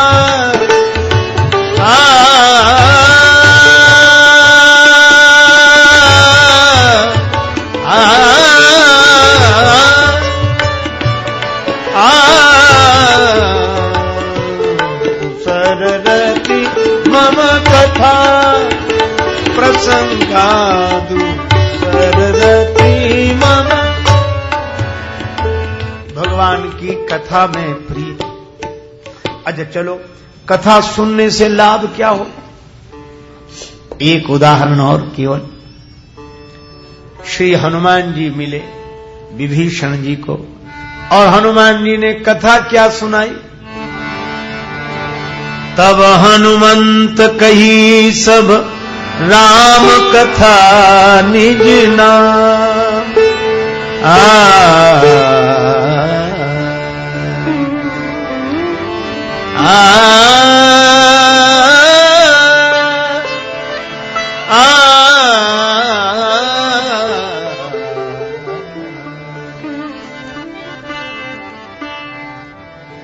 राम कथा सुनाई और विभीषण जी ने सुन ली। और एक दिन जीवन में व्यथा आ गई, रावण ने लात मार कर निकाल दिया। तात लात रावण मोहि मारा, तो जो कथा सुनी थी सो याद आ गई। देखियो जाई चरण जल जाता, अरुण मृदुल सेवक सुखदा। मैं भगवान के चरणों का दर्शन करने जा रहा हूं तो क्या मुझे अपना लेंगे? तब कथा याद आई। जे पद परसी तरी ऋषि नारी, जिन चरणों ने अहिल्या का उद्धार कर दिया, शिला का उद्धार कर दिया, तो मेरा भी उद्धार हो जाएगा। यह भगवान की कथा सुनने से ही मन में भरोसा आता है। जे पद परस तरी ऋषि नारी, लेकिन मेरा मन तो बड़ा अपवित्र है, बुद्धि जड़ है। अरे बुद्धि जड़ है तो शिला की तरह होगी, तो जब अहिल्या का उद्धार हो गया तो इस जड़ता से भरी बुद्धि का उद्धार क्यों नहीं होगा? पर मेरा मन तो बड़ा अपवित्र है, तो मन को कथा सुनाओ। दंडक वन, दंडक कानन पावनकारी, जिन्होंने दंडक वन को पवित्र कर दिया, जिन चरणों ने, वे मेरे मन को भी पवित्र कर देंगे। लेकिन एक बात है, क्या मैं तो रावण के राज्य में मजबूर था तो भगवान का भक्त, लेकिन मजबूर था, क्या मुझे अपनाएंगे? अरे ये कोई बात हुई? श्री जानकी जी भी मजबूरी में अशोक वाटिका में बैठी हैं, पर सहारा तो उन्हीं चरणों का है। जे पद जनक सुता उर लाए। पर एक बात है, मैं तो कपटी हूं, तो भगवान तो मारीच के पीछे गए, कपट कुरंग संग धर धाय। लेकिन मैं रावण का भाई हूं, क्या अपना लेंगे? मैं तो रावण का भाई हूं, शंकर जी तो गुरु हैं। पर हर उर सर सरोज पद जेई, अहो भाग्य में दिखी हूं तेई। जब भरत जी पादुका लेकर अयोध्या में रहकर आनंद कर रहे हैं, तो मैं तो उन चरणों का ही दर्शन करूंगा। जिन पायन के पादुकन भरत रहे मन लाए, तेई पद आज बिलो की हूं इन नैनन अब जाए। अच्छा बोलो, अगर ये कथा न सुनी होती तो विभीषण जी को भगवान की शरण में जाने का साहस होता। इसीलिए कथा सुननी चाहिए कि जब अनेकों की बन गई तो हमारी भी बनेगी, यह विश्वास होता। दूसर रति मम कथा प्रसंगा। एक महात्मा गाते थे, तेरी बन जाएगी राम गुण गाय से, तेरी बन जाएगी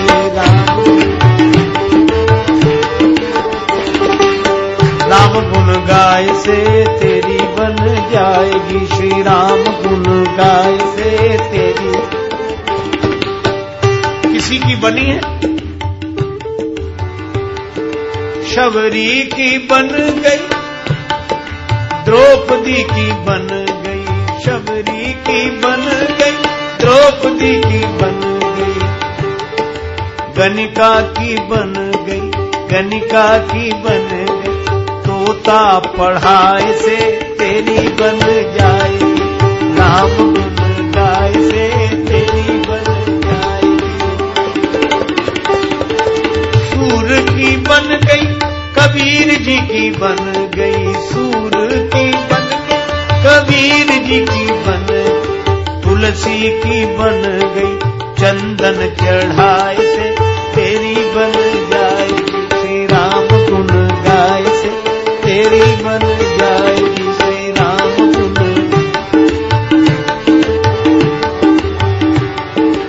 भगवान की कथा सुनकर यह भरोसा होता है, इतनों की बनी है तो हमारी भी बनेगी। इसलिए दूसर रति मम कथा प्रसंगा। यह भगवान की दूसरे तरह की भक्ति है। तो पहली भक्ति, दूसरी भक्ति, अब इसकी और चर्चा आगे क्रम से चलेगी। बड़े प्रेम से नाम संकीर्तन कर लें। जय सिया राम, जय जय सिया राम, जय सिया राम,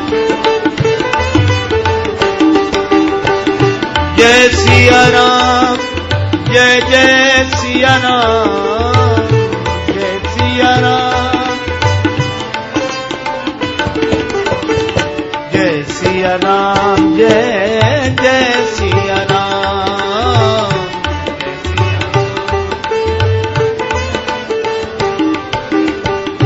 जय सिया राम, जय जय सिया राम, जय सिया राम, जय सिया राम, जय जय सिया राम, जय सिया राम, जय सिया राम, जय जय सिया राम, जय जय सिया राम, सिया राम। सिय सिय सुमिरत राम जू, सिय सुमिरत श्री राम, जुगल नाम राजेश जपि भगत लहे विश्राम। श्री सीताराम जी महाराज की, श्री हनुमान जी महाराज की, श्री तुलसीदास जी महाराज की, गुरुदेव भगवान की, सब संतन की जय, सब भक्तन की जय। जय जय श्री सीताराम, जय जय श्री राधे श्याम। नमः पार्वती पतये, हर हर महा